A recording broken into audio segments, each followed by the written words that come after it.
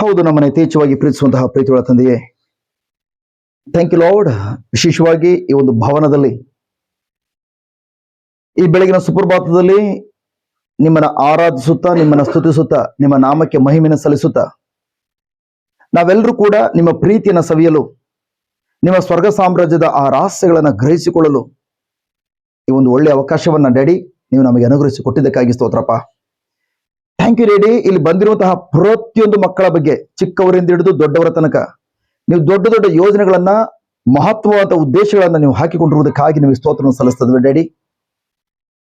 ಅಪ್ಪ ತಂದೆಯೇ, ಈ ಬೆಳಗಿನ ಸುಪ್ರಭಾತದಲ್ಲಿ ವಿಶೇಷವಾಗಿ ಇಲ್ಲಿ ಬಂದಿರುವಂತಹ ನಿಮ್ಮ ಪ್ರೀತಿಯ ಮುದ್ದು ಮಕ್ಕಳನ್ನ, ಮತ್ತೆ ಅದೇ ರೀತಿ ಯಾರೆಲ್ಲ ಥ್ಯಾಂಕ್ ಯು ಲಾರ್ಡ್ ಮುಂದಿನ ದಿನಗಳಲ್ಲಿ ಇದೇ ತರಗತಿಯಲ್ಲಿ ಯೂಟ್ಯೂಬ್ ಮೂಲಕ, ಫೇಸ್ಬುಕ್ ಮೂಲಕ ನಿಮ್ಮ ಕೃಪೆಯೊಂದಿಗೆ, ನಿಮ್ಮ ಕರುಣೆಯೊಂದಿಗೆ ಯಾರೆಲ್ಲ ಥ್ಯಾಂಕ್ ಯು ಲಾರ್ಡ್ ನಿಮ್ಮ ಪ್ರಸನ್ನತೆಯಲ್ಲಿ ಕಾಲ ಕಳೆಯಲು ಹಾತೊರೆದು ಈ ತರಗತಿಯಲ್ಲಿ ಭಾಗವಹಿಸ್ತಾರೋ ಅವರನ್ನು ಕೂಡ ನಿಮ್ಮ ಕರೆಗಳಿಗೆ ಒಪ್ಪಿಸಿಕೊಡ್ತದಾನೆ ಡ್ಯಾಡಿ. ಈ ನಿಮಿಷದಲ್ಲಿ ನಿಮ್ಮ ಆತ್ಮನ ಮೂಲಕ ನಮ್ಮೊಂದಿಗೆ ಈ ಕ್ಷಣದಲ್ಲಿ ಏನನ್ನು ಮಾತನಾಡ್ತಾ ಇದ್ದೀರೋ ಆ ಒಂದೊಂದು ನುಡಿಗಳನ್ನು ನಾವು ಗ್ರಹಿಸಿಕೊಳ್ಳುವಂತೆ ಥ್ಯಾಂಕ್ ಯು ಲಾರ್ಡ್. ಅಷ್ಟು ಮಾತ್ರವಲ್ಲ, ನಿಮ್ಮ ಕೃಪೆಯೊಂದಿಗೆ, ನಿಮ್ಮ ಕರುಣೆಯೊಂದಿಗೆ ನಾವು ಇನ್ನು ಉಳಿದಂತಹ ಒಂದೊಂದು ಕ್ಷಣವನ್ನು ಕೂಡ ನಿಮ್ಮೊಂದಿಗೆ, ನಿಮ್ಮ ಯೋಜನೆಯೊಂದಿಗೆ, ನಿಮ್ಮ ಉದ್ದೇಶದೊಂದಿಗೆ ಕಾಲ ಕಳೆಯುತ್ತಾ ನೀವು ನಮಗೋಸ್ಕರ ಇಟ್ಟಿರುವಂತಹ ಗುರಿಯನ್ನು ತಲುಪಲು ಒಂದೊಂದು ದಿನಗಳು ಕೂಡ ನಮಗೆ ಸಹಾಯ ಮಾಡುವಂತಾಗಲಿ. ಪವಿತ್ರಾತ್ಮರೇ, ನಿಮ್ಮ ನುಗ್ಗಿಡುವಂತಹ ಸ್ವರ್ಗ ಸಾಮ್ರಾಜ್ಯದ ರಹಸ್ಯಗಳನ್ನು ಇವತ್ತು ನಮ್ಮ ಮಧ್ಯದಲ್ಲಿ ಬಟ್ಟ ಬಯಲುಗೊಳಿಸುವಾಗ ನಾವು ಯಾವ ಕಾರಣಕ್ಕೂ ಚಂಚಲ ಚಿತ್ತರಾಗದೆ, ನಾವು ಯಾವ ಪ್ರಶ್ನೆಯನ್ನು ಒತ್ತುಕೊಂಡು ಬಂದಿದ್ದೀವೋ ಅದೇ ರೀತಿ ಹಿಂದಿರುಗಿ ಹೋಗದೆ, ಬದಲಾಗಿ ಎಲ್ಲಾ ಪ್ರಶ್ನೆಗಳಿಗೂ ಇಂದು ನಮಗೆ ಉತ್ತರವನ್ನು ಕರುಣಿಸಿ ನಾವು ಇಲ್ಲಿಂದ ಹೊರ ಹೋಗುವಾಗ ಯಾವುದೇ ಭಾರಗಳಿಲ್ಲದೆ ನಾವು ಸಂಪೂರ್ಣವಾಗಿ ನಿಮ್ಮ ಪ್ರೀತಿಯಲ್ಲಿ ಮಾತ್ರ ಅವಲಂಬಿಸಿಕೊಂಡು ಹೋಗುವಂತೆ ನಮ್ಮನ್ನ ಬಲಪಡಿಸುವುದಕ್ಕಾಗಿ ಸ್ತೋತ್ರ. ಪ್ರಭು ಯೇಸುವೇ, ನೀವೇ ನಮ್ಮ ರಕ್ಷಕರು, ನೀವು ನಮ್ಮ ದುರ್ಗ, ನೀವೇ ನಮ್ಮ ಕೋಟೆ ಆಗಿದ್ದೀರಿ. ಆರಂಭದಲ್ಲಿ ಅಂತ್ಯವನ್ನಾಗಿರುವಂತಹ ಆಕಾರವು ಲಾಕಾರವು ನೀವೇ ಆಗಿದ್ದೀರಿ. ಪ್ರಭು ಯೇಸುವೇ, ಈ ನಿಮಿಷದಲ್ಲಿ ವಿಶೇಷವಾಗಿ ಈ ದಿನ ನಾವು ಈ ಭವನದಲ್ಲಿ ಒಂದುಗೂಡುವಂಥದ್ದು ನಿಮ್ಮ ಯೋಜನೆ ಆಗಿತ್ತು. ಆ ಯೋಜನೆಗೆ ಅನುಗುಣವಾಗಿ ನಮ್ಮನ್ನ ಇಲ್ಲಿ ಒಂದುಗೂಡಿಸಿದ್ದೀರಿ. ಈ ದಿನ ನೀವು ಕೊಟ್ಟದ ದಿನವಾಗಿದೆ. ಈ ದಿನದಲ್ಲಿ ನಮ್ಮ ಮಧ್ಯದಲ್ಲಿ ಅನೇಕ ಬಿಡುಗಡೆಯನ್ನ, ಶಾರೀರಿಕವಾದ ಬಿಡುಗಡೆ ಮಾತ್ರವಲ್ಲ, ಮಾನಸಿಕವಾದ ಬಿಡುಗಡೆ, ಚಿಂತೆಗಳಿಂದ ಬಿಡುಗಡೆ, ಈವನ್ ಆತ್ಮಿಕವಾದ ಎಲ್ಲ ಬಂಧನಗಳಿಂದ ನಮ್ಮನ್ನು ಬಿಡುಗಡೆ ಮಾಡಿ ನಮ್ಮನ್ನು ಸ್ವತಂತ್ರಗೊಳಿಸಿ ಇಲ್ಲಿಂದ ಹೊರ ಕಳಿಸಿಕೊಡುವುದಕ್ಕಾಗಿ ಸ್ತೋತ್ರ. ರಕ್ಷಕ ನಾಮದಲ್ಲಿ, ನಜರೇತಿನ ಪ್ರಭು ಯೇಸುವಿನ ನಾಮದಲ್ಲಿ ಪ್ರಾರ್ಥಿಸಿದ್ದೇವೆ ನಮ್ಮ ಜೀವ ತಂದೆಯೇ. Amen, amen, amen. ಎಲ್ಲರೂ ಹೇಗಿದ್ದೀರಿ? Praise God, beautiful, praise God, hallelujah, thank you Jesus. So ಈ ಬೆಳಗಿನ ಸುಪ್ರಭಾತದಲ್ಲಿ ನನ್ನ ಪ್ರೀತಿಯ ಸಹೋದರ ಸಹೋದರಿಯರೇ, ವಿಶೇಷವಾಗಿ ನಿಮ್ಮೆಲ್ಲರನ್ನು ವಂದಿಸುತ್ತಾ ತಂದೆಯ ಪ್ರಸನ್ನತೆಯಲ್ಲಿ ಕಾಲ ಕಳೆಯಲು ನಿಮ್ಮೆಲ್ಲರನ್ನು ಕೂಡ ಅತಿ ಸಂತೋಷದೊಂದಿಗೆ ಚಪ್ಪಳೆಯೊಂದಿಗೆ ನಿಮ್ಮನ್ನು ಆಹ್ವಾನಿಸ್ತೇನೆ. Praise the lord, hallelujah, hallelujah, thank you Jesus, praise you Jesus, hallelujah. ನನ್ನ ಪ್ರಿಯ ಸಹೋದರ ಸಹೋದರಿಯರೇ, ಪ್ರೈಸ್ ಗಾಡ್, ವಿಶೇಷವಾಗಿ ಥ್ಯಾಂಕ್ ಗಾಡ್, ನಾವೆಲ್ಲರೂ ಕೂಡ ಈ ದಿನ ಈ ಒಂದು ಭವನದಲ್ಲಿ ಒಂದುಗೂಡುವಂಥದ್ದು ನನ್ನ ಯೋಜನೆ, ಅಥವಾ ನಿಮ್ಗೆ ಯಾರು ಫೋನ್ ಮಾಡಿ ಹೇಳಿದಾರೋ, ಅಥವಾ ನಿಮ್ಮನ್ನ ಯಾರು ಪ್ರಾರ್ಥನೆ ಕೊಟ್ಟಿದೆ ಬನ್ನಿ ಎಂಬುದಾಗಿ ನಮ್ಮ ಮನೆಯಲ್ಲಿ ಅಂತ ಕರೆದಿದ್ದಾರೋ ಅವ್ರು ಯಾವ ಪ್ಲಾನೂ ಅಲ್ಲ. ಬದಲಾಗಿ ಇಂದು ಈ ಮನೆಯಲ್ಲಿ ಪ್ರಾರ್ಥನಾ ಕೂಟವನ್ನು ಏರ್ಪಡಿಸುವಂಥದ್ದು ತಂದೆ ಯೋಜನೆ ಆಗಿತ್ತು. ತಂದೆ ಯೋಜನೆಯನ್ನ ದೇವರು ಪವಿತ್ರಾತ್ಮರ ಮೂಲಕ ನಮಗೆ ಪ್ರಕಟಪಡಿಸಿದ್ರಿಂದ ನಾವೆಲ್ಲರೂ ಕೂಡ ಈ ಭವನದಲ್ಲಿ ಒಂದುಗೂಡಿದ್ದೇವೆ. Hallelujah, thank you Jesus. Mike on ಆಗಿದೆಯಮ್ಮ? ಗ್ರೀನ್ ಕಲರ್ ಬಟನ್ ಪ್ರೆಸ್ ಮಾಡಿ, ಹಿಂದ್ಗಡೆ ಕೆಳಗಡೆ ಟಾಪ್ ಅಲ್ಲಿ ಕೆಳಗಡೆ ಬಟನ್ ಇದೆ, ಅಮ್ಮಿಟ್ಕೊಳ್ಳಿ ಸೈಡ್. ಪ್ರೆಸ್ ಮಾಡಿ ಇಟ್ಕೊಳ್ಳಿ, ಪ್ರೆಸ್ ಮಾಡಿ ಇಟ್ಕೊಳ್ಳಿ, ಪ್ರೆಸ್ ಮಾಡಿ ಇಟ್ಕೊಳ್ಳಿ, ಹಂಗೆ ಅಮ್ಮಿಟ್ಕೊಳ್ಳಿ. ಓಕೆ, ಆನ್ ಆಯ್ತು. Yeah, praise the lord, hallelujah, thank you Jesus. ನನ್ನ ಪ್ರಿಯ ಸಹೋದರ ಸಹೋದರಿಯರು, ಪ್ರೈಸ್ ಬಿಡಿ ಗಾಡ್, ನಾನು ಮತ್ತು ನನ್ನ ಮಗಳು, ಪ್ರೈಸ್ ಗಾಡ್, ಕ್ರಿಸ್ತನಲ್ಲಿ ನನ್ನ ಪ್ರಿಯ ಮಗಳು, ಇಬ್ರು ಕೂಡ ಮೈಕ್ ಹಾಕೊಂಡಿದ್ದೇವೆ, ಕರೆಕ್ಟ್. ಬಟ್ ಥ್ಯಾಂಕ್ ಗಾಡ್, ನಾನು ಏನ್ ಮಾತನಾಡ್ತಿದ್ದೇನೋ ಥ್ಯಾಂಕ್ ಗಾಡ್ ಅಲ್ಲಿ ಆಡಿಯೋ ಕೂಡ ಥ್ಯಾಂಕ್ ಗಾಡ್ ಕ್ಯಾಮ್ರಾದಲ್ಲಿ ಅಂದ್ರೆ ಮೊಬೈಲ್ ರೆಕಾರ್ಡ್ ಆಗ್ತಾ ಇದೆ. ಬಟ್ ಪ್ರೈಸ್ ಗಾಡ್, ಈಗ ನಾನು ಹೇಳಿದೆ ಜಸ್ಟ್ ನಾನು ಇಂಥ ವಾಕ್ಯ ಓದಮ್ಮ ಎಂಬುದಾಗಿ ಹೇಳುವಾಗ ಥ್ಯಾಂಕ್ ಗಾಡ್ ಆ ಮಗಳು ದೇವರ ವಾಕ್ಯನ ಓದ್ಲಿಕ್ಕಾಗಿ ಅವಳ ಹತ್ರ ಆ ಮಗಳ ಹತ್ರ ಒಂದು ಮೈಕ್ ಇದೆ. ಬಟ್ ಆ ಮಗಳು ಎಷ್ಟೇ ಓದ್ಬೋದು, ನಮ್ಮೆಲ್ಲರಿಗೂ ಕೂಡ ಕೇಳಿಸ್ತದೆ. ಬಟ್ ನಾನು ಮನೆಗೆ ಹೋದ್ಮೇಲೆ ಮೈ ಗಾಡ್, ನನ್ನ ವಯಸ್ಸು ಬಂದಿದೆ ಅಲ್ಲಿ, ಆ ಮಗಳ ವಯಸ್ಸಲ್ಲಿ ಬಂದಿಲ್ಲ ಓದಿರುವಂಥದ್ದು. ಇಬ್ರು ಮೈಕ್ ಹಾಕೊಂಡಿದ್ದೇವೆ, ನನ್ನ ವಾಯ್ಸ್ ಕ್ಲಿಯರ್ ಆಗಿ ಬಂದಿದೆ. ಬಟ್ ಆ ಮಗಳು ಬೈಬಲ್ ಓದಿಲ್ಲ ಎಂಬುದಾಗಿಲ್ಲ, ನಾವೆಲ್ಲರೂ ಕೂಡ ಕೇಳಿಸ್ಕೊಂಡಿದ್ದೇವೆ.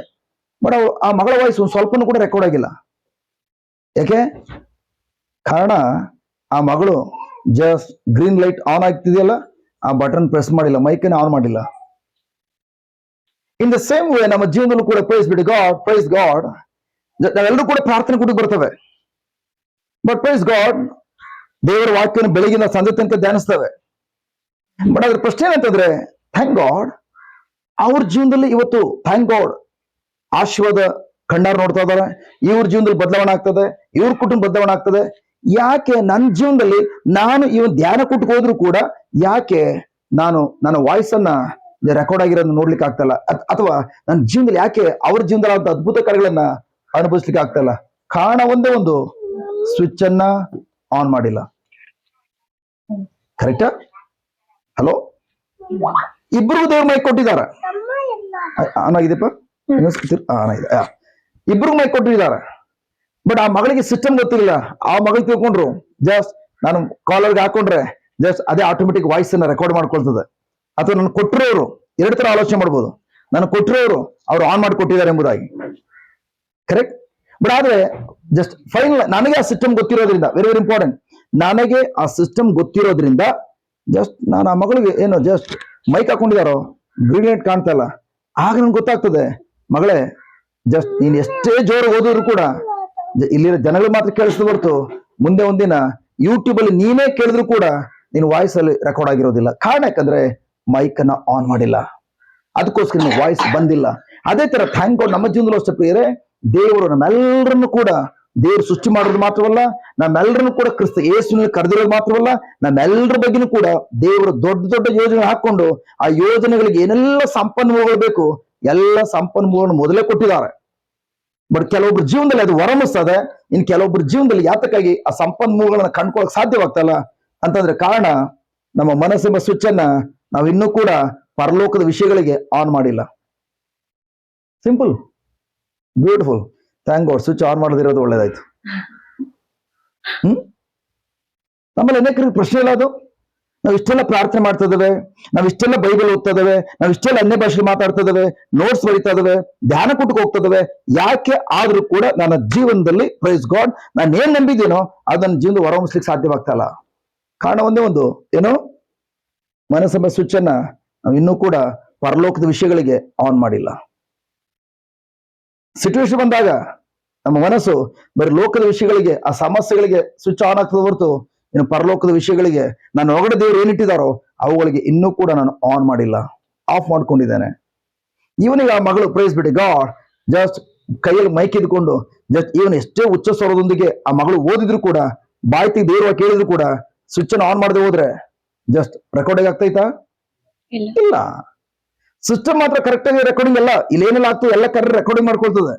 ಬಟ್ ಆ ಮಗಳ ವಾಯ್ಸ್ ರೆಕಾರ್ಡ್ ಆಗ್ಲಿಕ್ಕೆ ಸಾಧ್ಯವಾಗ್ತಲ್ಲ. ಕಾರಣ ಯಾಕಂದ್ರೆ ಸ್ವಿಚ್ ಅನ್ನ ಆನ್ ಮಾಡದೆ ಇರೋದ್ರಿಂದ. ಮುಂದೆ ಒಂದಿನ ಆಶ್ಚರ್ಯ ಪಡ್ಬೇಕು, ಅಯ್ಯೋ ಬ್ರದರ್ ಮೈಕು ನನ್ನ ಮೈಕ್ ಎರಡು ಒಂದೇ ತರ ಐತಲ್ಲ.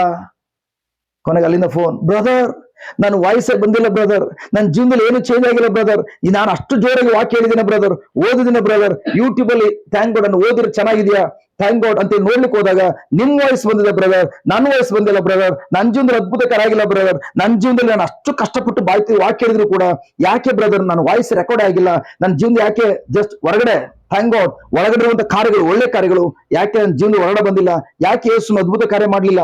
ಎಲ್ಲಾ ಪ್ರಶ್ನೆಗಳಿಗೆ ಉತ್ತರ ಮೋಸ್ಟ್ಲಿ ಬ್ರದರ್ ನಾನು ಅಷ್ಟೆಲ್ಲ ಮಾಡಿದ್ರು ಕೂಡ ಜಸ್ಟ್ ನಾನು ಅದ್ಭುತ ಕಾರ್ಯನ ಅನುಭವಿಸಿದಂತೆ ನನಗೆ ಯಾರೋ ಏನೋ ಮಾಡಿಸ್ಬಿಟ್ರು ಬ್ರದರ್.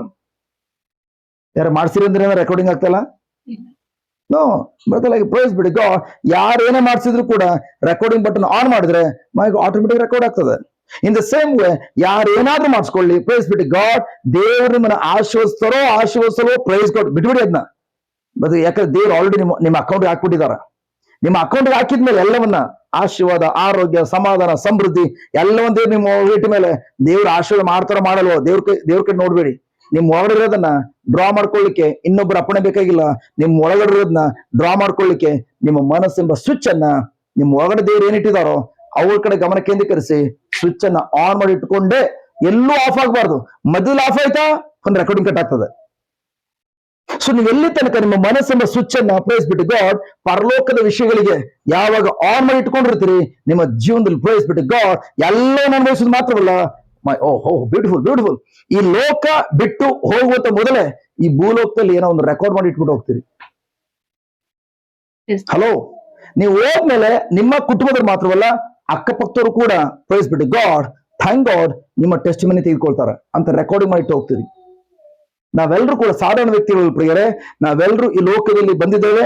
ಈ ಲೋಕದಲ್ಲಿ ಬಂದ್ಮೇಲೆ ಈ ಲೋಕವನ್ನು ಬಿಟ್ಟು ಹೋಗಕ್ ಮುಂಚಿತವಾಗಿ ಚಿಕ್ಕ ಮಕ್ಕಳಿಂದ ಹಿಡಿದು ದೊಡ್ಡವರ ತನಕ ಈ ಲೋಕದಲ್ಲಿ ಏನಾದ್ರು ಒಂದು ಮಾರ್ಕನ್ನು ಮಾಡಿಟ್ಟು ಹೋಗ್ಲಿಕ್ಕಾಗಿ ದೇವ್ರು ನಮಗೆ ಕರೆದಿರುವಂಥದ್ದು. ಬಟ್ ದೇವ್ರ ಎಂತ ಕರೆಯುವಂಥದ್ದು, ಈ ಲೋಕದಲ್ಲಿ ಪ್ರೈಸ್ ಬಿಟ್ಟು ಗಾಡ್ ನಮ್ಮ ಜೀವಿತ ಅವಧಿಯಲ್ಲಿ ಸ್ಟಾರ್ಗಳ ರೀತಿಯಲ್ಲಿ ನಕ್ಷತ್ರ ರೀತಿ ಹೊಳಿಬೇಕಾದ್ರೆ ದೇವ್ರು ಸ್ಟಾರ್ಗಳನ್ನ ಆಯ್ಕೆ ಮಾಡ್ಕೊಳ್ಳೋದಿಲ್ಲ. ಸ್ಕಾರ್ಸ್, ಏನ್ ಸ್ಕಾರ್ಸ್ ಅಂದ್ರೆ SCARS, ಎಲ್ಲ ಬ್ಲಾಕ್ ಚುಕ್ಕಿಗಳಿದೆಯಲ್ಲ ಜೀವನದಲ್ಲಿ, ಎಲ್ಲ ಕಪ್ಪು ಕಲೆಗಳು, ಎಲ್ಲ ಕಚಡ ಕಲೆಗಳು, ಅಂತವ್ರನ್ನೇ ದೇವ್ರು ಕರ್ಕೊಂಡು thank God hallelujah yes oh my God thank God SCARES thank God. ನನ್ನ ಪ್ರಿಯ ಸಹೋದರ ಸಹೋದರರೇ, ಆ SCARS ಸ್ಕಾರ್ಸ್, ಆ ಕಲೆಗಳನ್ನ ಇರುವಂತ ವ್ಯಕ್ತಿಗಳನ್ನ ದೇವ್ರು ಕರೆದು ಅವರ ಮಗನ ರಕ್ತದಲ್ಲಿ ತೊಳೆದು ಶುದ್ಧೀಕರಿಸಿ ಸಿನ ಕ್ಯಾನ್ಸಲ್ ಮಾಡಿ ಟಾಪ್ ಮೋಸ್ಟ್ ದೇವರಾಗಿರುವಂತ ಪ್ರಭು ಯೇಸು ಕ್ರಿಸ್ತರು ಸಿ ಕ್ಯಾನ್ಸಲ್ ಮಾಡಿ ಆ ಜಾಗದಲ್ಲಿ ಟಿ ಅನ್ನ ಆಡ್ ಮಾಡ್ತಾರೆ. ಸಿ ಕ್ಯಾನ್ಸಲ್ ಆಗಿ ಟಿ ಆದ್ರೆ ಏನಾಗ್ತದೆ, ಸ್ಟಾರ್ಸ್ ಗಳಾಗಿ ನಾವು ಬೆಳೀತೇವೆ. ಬ್ಯೂಟಿಫುಲ್. ಬಟ್ ಅದೇ ಸ್ಟಾರ್ಸ್ ಆಗಿ ಮಾರ್ಪಾಡಾಗಬೇಕಾದ್ರೆ ವೆರಿ ವೆರಿ ಇಂಪಾರ್ಟೆಂಟ್, ನಿಮ್ಮ ಸಮಯಕ್ಕಲ್ಲ ದೇವರ ಟೈಮ್ಗೆ. ಅದಕ್ಕೆ ಟಿ ಆಡ್ ಮಾಡುವಂಥದ್ದು, ದೇವರ ಟೈಮ್ಗೆ ನೀವು ಹೊಳೆಯುವಂಥದ್ದು. ಸೊ ಅದಕ್ಕಾಗಿ ಪ್ರೈಸ್ ಗಾಡ್ ಥ್ಯಾಂಕ್ ಗಾಡ್ ಇವತ್ತು ಏನೆಲ್ಲ ಸಮಸ್ಯೆ ಹೊತ್ಕೊಂಡಿದ್ದೀರಿ, ಬಟ್ ಪ್ರೈಸ್ ಗಾಡ್ ಬರೀ ಸಮಸ್ಯೆಗಳನ್ನ ಪರಿಹಾರ ಮಾಡ್ಕೊಂಡು ಹೋಗ್ಲಿಕ್ಕೆ ನೀವು ಮಾತ್ರ ಬಂದಿಲ್ಲ, ಬದಲಾಗಿ ಥ್ಯಾಂಕ್ ಗಾಡ್ ನಿಮ್ಮ ಸಮಸ್ಯೆಗಳು ಪರಿಹಾರ ಆಗೋದು ಮಾತ್ರವಲ್ಲ, ಮತ್ತೊಬ್ಬರ ಸಮಸ್ಯೆಗಳನ್ನ ಪರಿಹಾರ ಮಾಡುವಂತಹ ಅಂತ ದೊಡ್ಡ ಪವರ್ಫುಲ್ ಅಭಿಷೇಕ ನಿಮ್ಮ ಒಳಗಡೆ ಇದೆ. ಅದನ್ನ ಯಾವ ತರ ಡ್ರಾ ಮಾಡ್ಬೇಕೆಂಬುದಾಗಿ ಅದನ್ನ ಕಲ್ತ್ಕೊಳ್ಳಿಕ್ ಬಂದಿದ್ದೇವೆ. Praise lord, hallelujah. ನನ್ನ ಪ್ರಿಯ ಸಹೋದರ ಸಹೋದರಿಯರೇ, ನೀವ್ ಹೇಳ್ಬೋದು ನನ್ನ ಜೀವನದಲ್ಲಿ ಯಾವ ಅದ್ಭುತಕರನ್ನ ಆಗಿಲ್ಲ ಎಂಬುದಾಗಿ. ಒಂದು ವೇಳೆ ನಿಮ್ಮಲ್ಲಿ ಅಂತವ್ರು ಯಾರಾದ್ರೂ ಇದ್ರೆ ಪ್ರಿಯರೇ, ನಮ್ಮೆಲ್ಲರ ಜೀವನದಲ್ಲಿ ಕಾಮನ್ ಆಗಿ ಒಂದು ಅದ್ಭುತ ಕಾರ್ಯತ್ತು ಖಂಡಿತ ನಮ್ಮ ಜೀವನದಲ್ಲಿ ಆಗಿದೆ. ಚಿಕ್ಕ ಮಗುವಿನಿಂದ ಹಿಡಿದು ದೊಡ್ಡವ್ರ ತನಕ ಎಲ್ಲರ ಜೀವನದಲ್ಲೂ ಇಲ್ಲಿ ಈವನ್ ಥ್ಯಾಂಕ್ ಗಾಡ್ ಏನು 1 ವರ್ಷ ಮಗು ಏನು ಗೊತ್ತಿಲ್ಲ, ಆ 1 ವರ್ಷದ ಮಗುವಿನಲ್ಲೂ ಕೂಡ ದೊಡ್ಡ ಅದ್ಭುತ ಕಾರ್ಯ ಆಗಿದೆ. ಏನ್ ಗೊತ್ತಾ ದೊಡ್ಡ ಅದ್ಭುತ ಕಾರ್ಯ? ಥ್ಯಾಂಕ್ ಗಾಡ್ ದೇವರು ನನ್ನನ್ನ ಮತ್ತು ನಿಮ್ಮನ್ನ ಸೈತಾನನ ನರಕದ ಸಾಮ್ರಾಜ್ಯದಿಂದ ಬಿಡುಗಡೆ ಮಾಡಿ ದೇವರ ಸಾಮ್ರಾಜ್ಯಕ್ಕೆ ನಮ್ಮನ್ನು ಈಗಾಗಲೇ ಥ್ಯಾಂಕ್ ಗಾಡ್ ಸೇರಿಸ್ಕೊಂಡು ಇಡೀ ಭೂಲೋಕದಲ್ಲಿ ಏನೆಲ್ಲ ಅದ್ಭುತ ಕಾರ್ಯಗಳು ಎಂಬುದಾಗಿ ದೊಡ್ಡ ನೋಡ್ತೀರಿ. ಕೆಂಪು ಸಮುದ್ರ ಇಬ್ಬಾಗ ಆಗಿದ್ದು ಅದಕ್ಕಿಂತ ದೊಡ್ಡ ಅದ್ಭುತ ಕಾರ್ಯ, ಸೈತಾನ್ನ ನರಕದಿಂದ ನಮ್ಮನ್ನ ದೇವ್ರು ಬಿಡುಗಡೆ ಕೊಟ್ಟು ದೇವ ರಾಜ್ಯಕ್ಕೆ ಬಾಧ್ಯಸ್ಥರಾಗಿ ಮಾಡಿದ್ದಾರೆ. ಅದು ದೊಡ್ಡ ಮಿರಾಕಲ್. ಅಲ್ಲಿಂದ ನಮ್ಮ ಜೀವನ ಪ್ರಾರಂಭವಾಯಿತು. ಕರೆಕ್ಟಾ? ಸೊ ಅದಕ್ಕಾಗಿ ಪ್ರಿಯರೇ, price be to god good news ಏನಂತಂದ್ರೆ, ಒಂದ್ಸಲ ಕ್ರಿಸ್ತ ಯೇಸುವಿನಲ್ಲಿ ನೀವು ವಿಶ್ವಾಸವಿಟ್ಟು ಒಂದ್ಸಲ ನೀವು ರಕ್ಷಣೆ ಹೊಂದ್ಕೊಂಡ ಮೇಲೆ ಪ್ರೈಸ್ ಬಿಟ್ಟು ಗಾಡ್ ಅಲ್ಲಿಂದ ನಿಜವಾಗ್ಲೂ ಪ್ರಿಯರೇ ನಿಮ್ಮ ಜೀವನದ ಹೊಸ ಜೀವಿತ ಪ್ರಾರಂಭವಾಗುವಂಥದ್ದು. ಅದಕ್ಕಾಗಿ ಥ್ಯಾಂಕ್ ಗಾಡ್ ಯಾವಾಗಲೂ ಅಷ್ಟೇ ನನ್ನ ಜೀವನದಲ್ಲಿ ಎಸ್ಪೆಷಲಿ ಹಳೆಯ ಥಾಟ್ಗಳು ಬರುವಾಗ, ಹಳೆಯ ಆಲೋಚನೆ ಬರುವಾಗ ನಾನು ಒಂದೇ ಒಂದು ವರ್ಡ್, ಹೇ ನಾನು ಈಗಲೂ ಕ್ರಿಸ್ತ ಯೇಸು ನೂತನ ಸೃಷ್ಟಿ ಆಗಿದ್ದಾನೆ, ಹಳೆಯದಕ್ಕೆ ಸತ್ತವನಾಗಿದ್ದಾನೆ. ಗಣೇಶ್, ಹಳೆ ಆಲೋಚನೆ ಬರಲ್ಲ? ಹಳೆ ಆಲೋಚನೆ ಬರಲ್ಲ ನಮ್ಮ ಜೀವನದಲ್ಲಿ? ಮೈ ಗಾಡ್, ನಿಮ್ ಜೀವನ ಬರ್ಲಿಲ್ವಾ? ಪ್ರೈಸ್ ಗಾಡ್, ಸಿಸ್ಟಮ್ ಕಲ್ಸ್ಕೊಡಿ ನನಗೆ. ಜಸ್ಟ್ ಹೆಂಗೆ ಹಳೆ ಆಲೋಚನೆ ಬರದಂತೆ ತಡೆಗಟ್ಟುಕೊಂಡಿದ್ದೀರಿ. ಆಲೋಚನೆಗಳು ಬರದಂತೆ ತಡೆಗಟ್ಟಲಿಕ್ಕೆ ಸಾಧ್ಯ ಇಲ್ಲ. ನೀವೆಷ್ಟೇ ಪರಿಶುದ್ಧ ಜೀವನ ಮಾಡಿದ್ರು ಕೂಡ, ನೀವೆಷ್ಟೇ ಪ್ರಾರ್ಥನೆಯಲ್ಲಿ ವೀರರಾಗಿದ್ರು ಕೂಡ, ಕನ್ನಡಕ್ಕೆ ಗಂಡಸರಿಗೆ ವೀರ, ಹೆಂಗಸರಿಗೆ ವೀರಿ ಹೇಳ್ತಾರೆ. ಪ್ರಾರ್ಥನಾ ವೀರರು ಗಂಡಸರಿಗೆ, ಹೆಂಗಸರಿಗೆ ಹೇಳ್ತಾರೆ ಟೀಚು.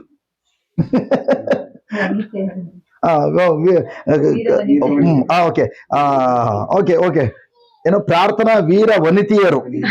ನೀವ್ ಯಾರೇ ಆಗಿರ್ಲಿ, ಅಂದ್ರೆ ನೀವೆಷ್ಟೇ ಪ್ರಾರ್ಥನಾ ಜೀವಿತದಲ್ಲಿ ಸ್ಟ್ರಾಂಗ್ ಆಗಿದ್ರು ಕೂಡ, ದೇವರ ವಾಕ್ಯ ಎಷ್ಟೇ ಸ್ಟ್ರಾಂಗ್ ಆಗಿದ್ರು ಕೂಡ, ಆಲೋಚನೆಗಳು ನಿಮ್ಮ ಜೀವನದಲ್ಲಿ ಬಂದೇ ಬರ್ತವೆ. ಆಲೋಚನೆಗಳು ನಿಮ್ಮ ಜೀವನದಲ್ಲಿ ಬರದಂತೆ ಇರಬೇಕಾದ್ರೆ ಒಂದು ದಿನ ನೀವು ಬೇಡ ಅಂದ್ರೂ ಕೂಡ, ನೀವು ಬೇಕು ಅಂದ್ರೂ ಕೂಡ ಬರಲ್ಲ ಅವು. ಯಾವತ್ತು ಗೊತ್ತಾ?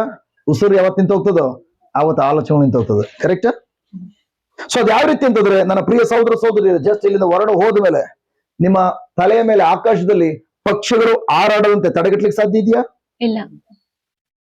ನೀವು ಎಷ್ಟೇ ಪ್ರೇಯರ್ ಮಾಡಿ, ಹಾಲೆಲೂಯಾ, ಯೇಸು ರಕ್ತ ನನ್ನ ಬಂಧಿಸ್ಬಿಟ್ಟಿದ್ದಾನೆ, ಯೇಸು ರಕ್ತ ನನ್ನ ಆವರಿಸ್ಕೊಂಡಿದೆ, hallelujah, thank you Jesus, praise God, ಯೇಸುವೇ ನಿಮ್ಮ ರಕ್ತ ನನ್ನ ಆವರಿಸ್ಕೊಂಡಿರೋದ್ರಿಂದ ಮೈ ಗಾಡ್ ನನ್ನ ತಲೆ ಮೇಲೆ ಯಾವುದೇ ಪಕ್ಷಿಗಳು ಹಾರಾಡದಂತೆ ನೀವು ತಡೆಗಟ್ಟಿದ್ದಕ್ಕಾಗಿ ಸ್ತೋತ್ರ.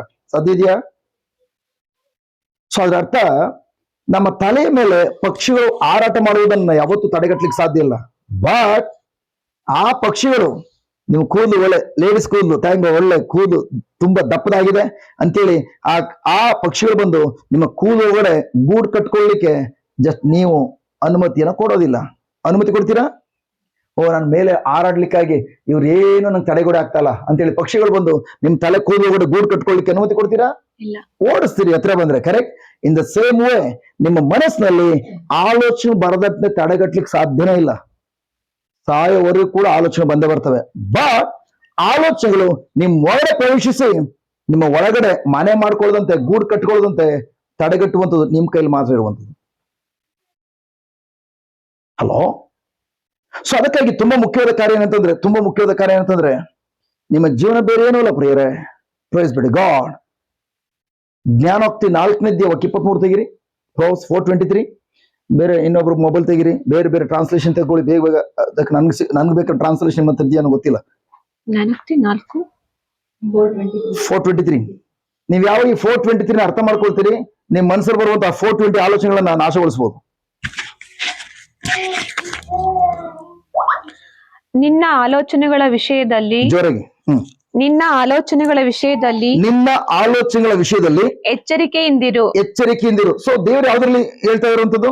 ನೀನು ಮಾಡುವಂತ ಪಾಪದ ಕಾರ್ಯಗಳನ್ನ ಮಾಡದಂತೆ ಎಚ್ಚರಿಕೆಯಿಂದಿರು. ಈ ರೀತಿ ಹೇಳ್ತಾ ಇದ್ದಾರಾ? ಹಲೋ, ದೇವ್ರು ಈ ರೀತಿ ಹೇಳ್ತಾ ಇದ್ದಾರಾ? ನೀವು ಪಾಪವನ್ನ ಮಾಡುವಂತೆ ಎಚ್ಚರಿಕೆ ಆಗಿರಿ, ಈ ರೀತಿ ಹೇಳ್ತಾ ಇದಾರ ದೇವರು? ಹೊರಡೆ ಇರೋರು ಕೇಳಿಸ್ತಾ ಇದೆಯಾ? ಆ ರೀತಿ ಹೇಳ್ತಾ ಇದಾರ? ನೋ. ಅವ್ರು ಹೇಳ್ತಿರುವಂತದ್ದು, ನೀನ್ ಏನನ್ನ ಆಲೋಚನೆ ಮಾಡ್ತಾ ಇದೀಯೋ ಆಲೋಚನೆಗಳ ವಿಷಯದಲ್ಲಿ ಎಚ್ಚರಿಕೆಯಿಂದಿರು. ದೆನ್ ನಿನ್ನ ನಡತೆಯು ನಿನ್ನ ಆಲೋಚನೆಗಳ ಮೇಲೆ ಆಧಾರಗೊಂಡಿದೆ. God bless you. ಯಾವ ಟ್ರಾನ್ಸ್ಲೇಷನ್ ಅದು? Correct translation ERV.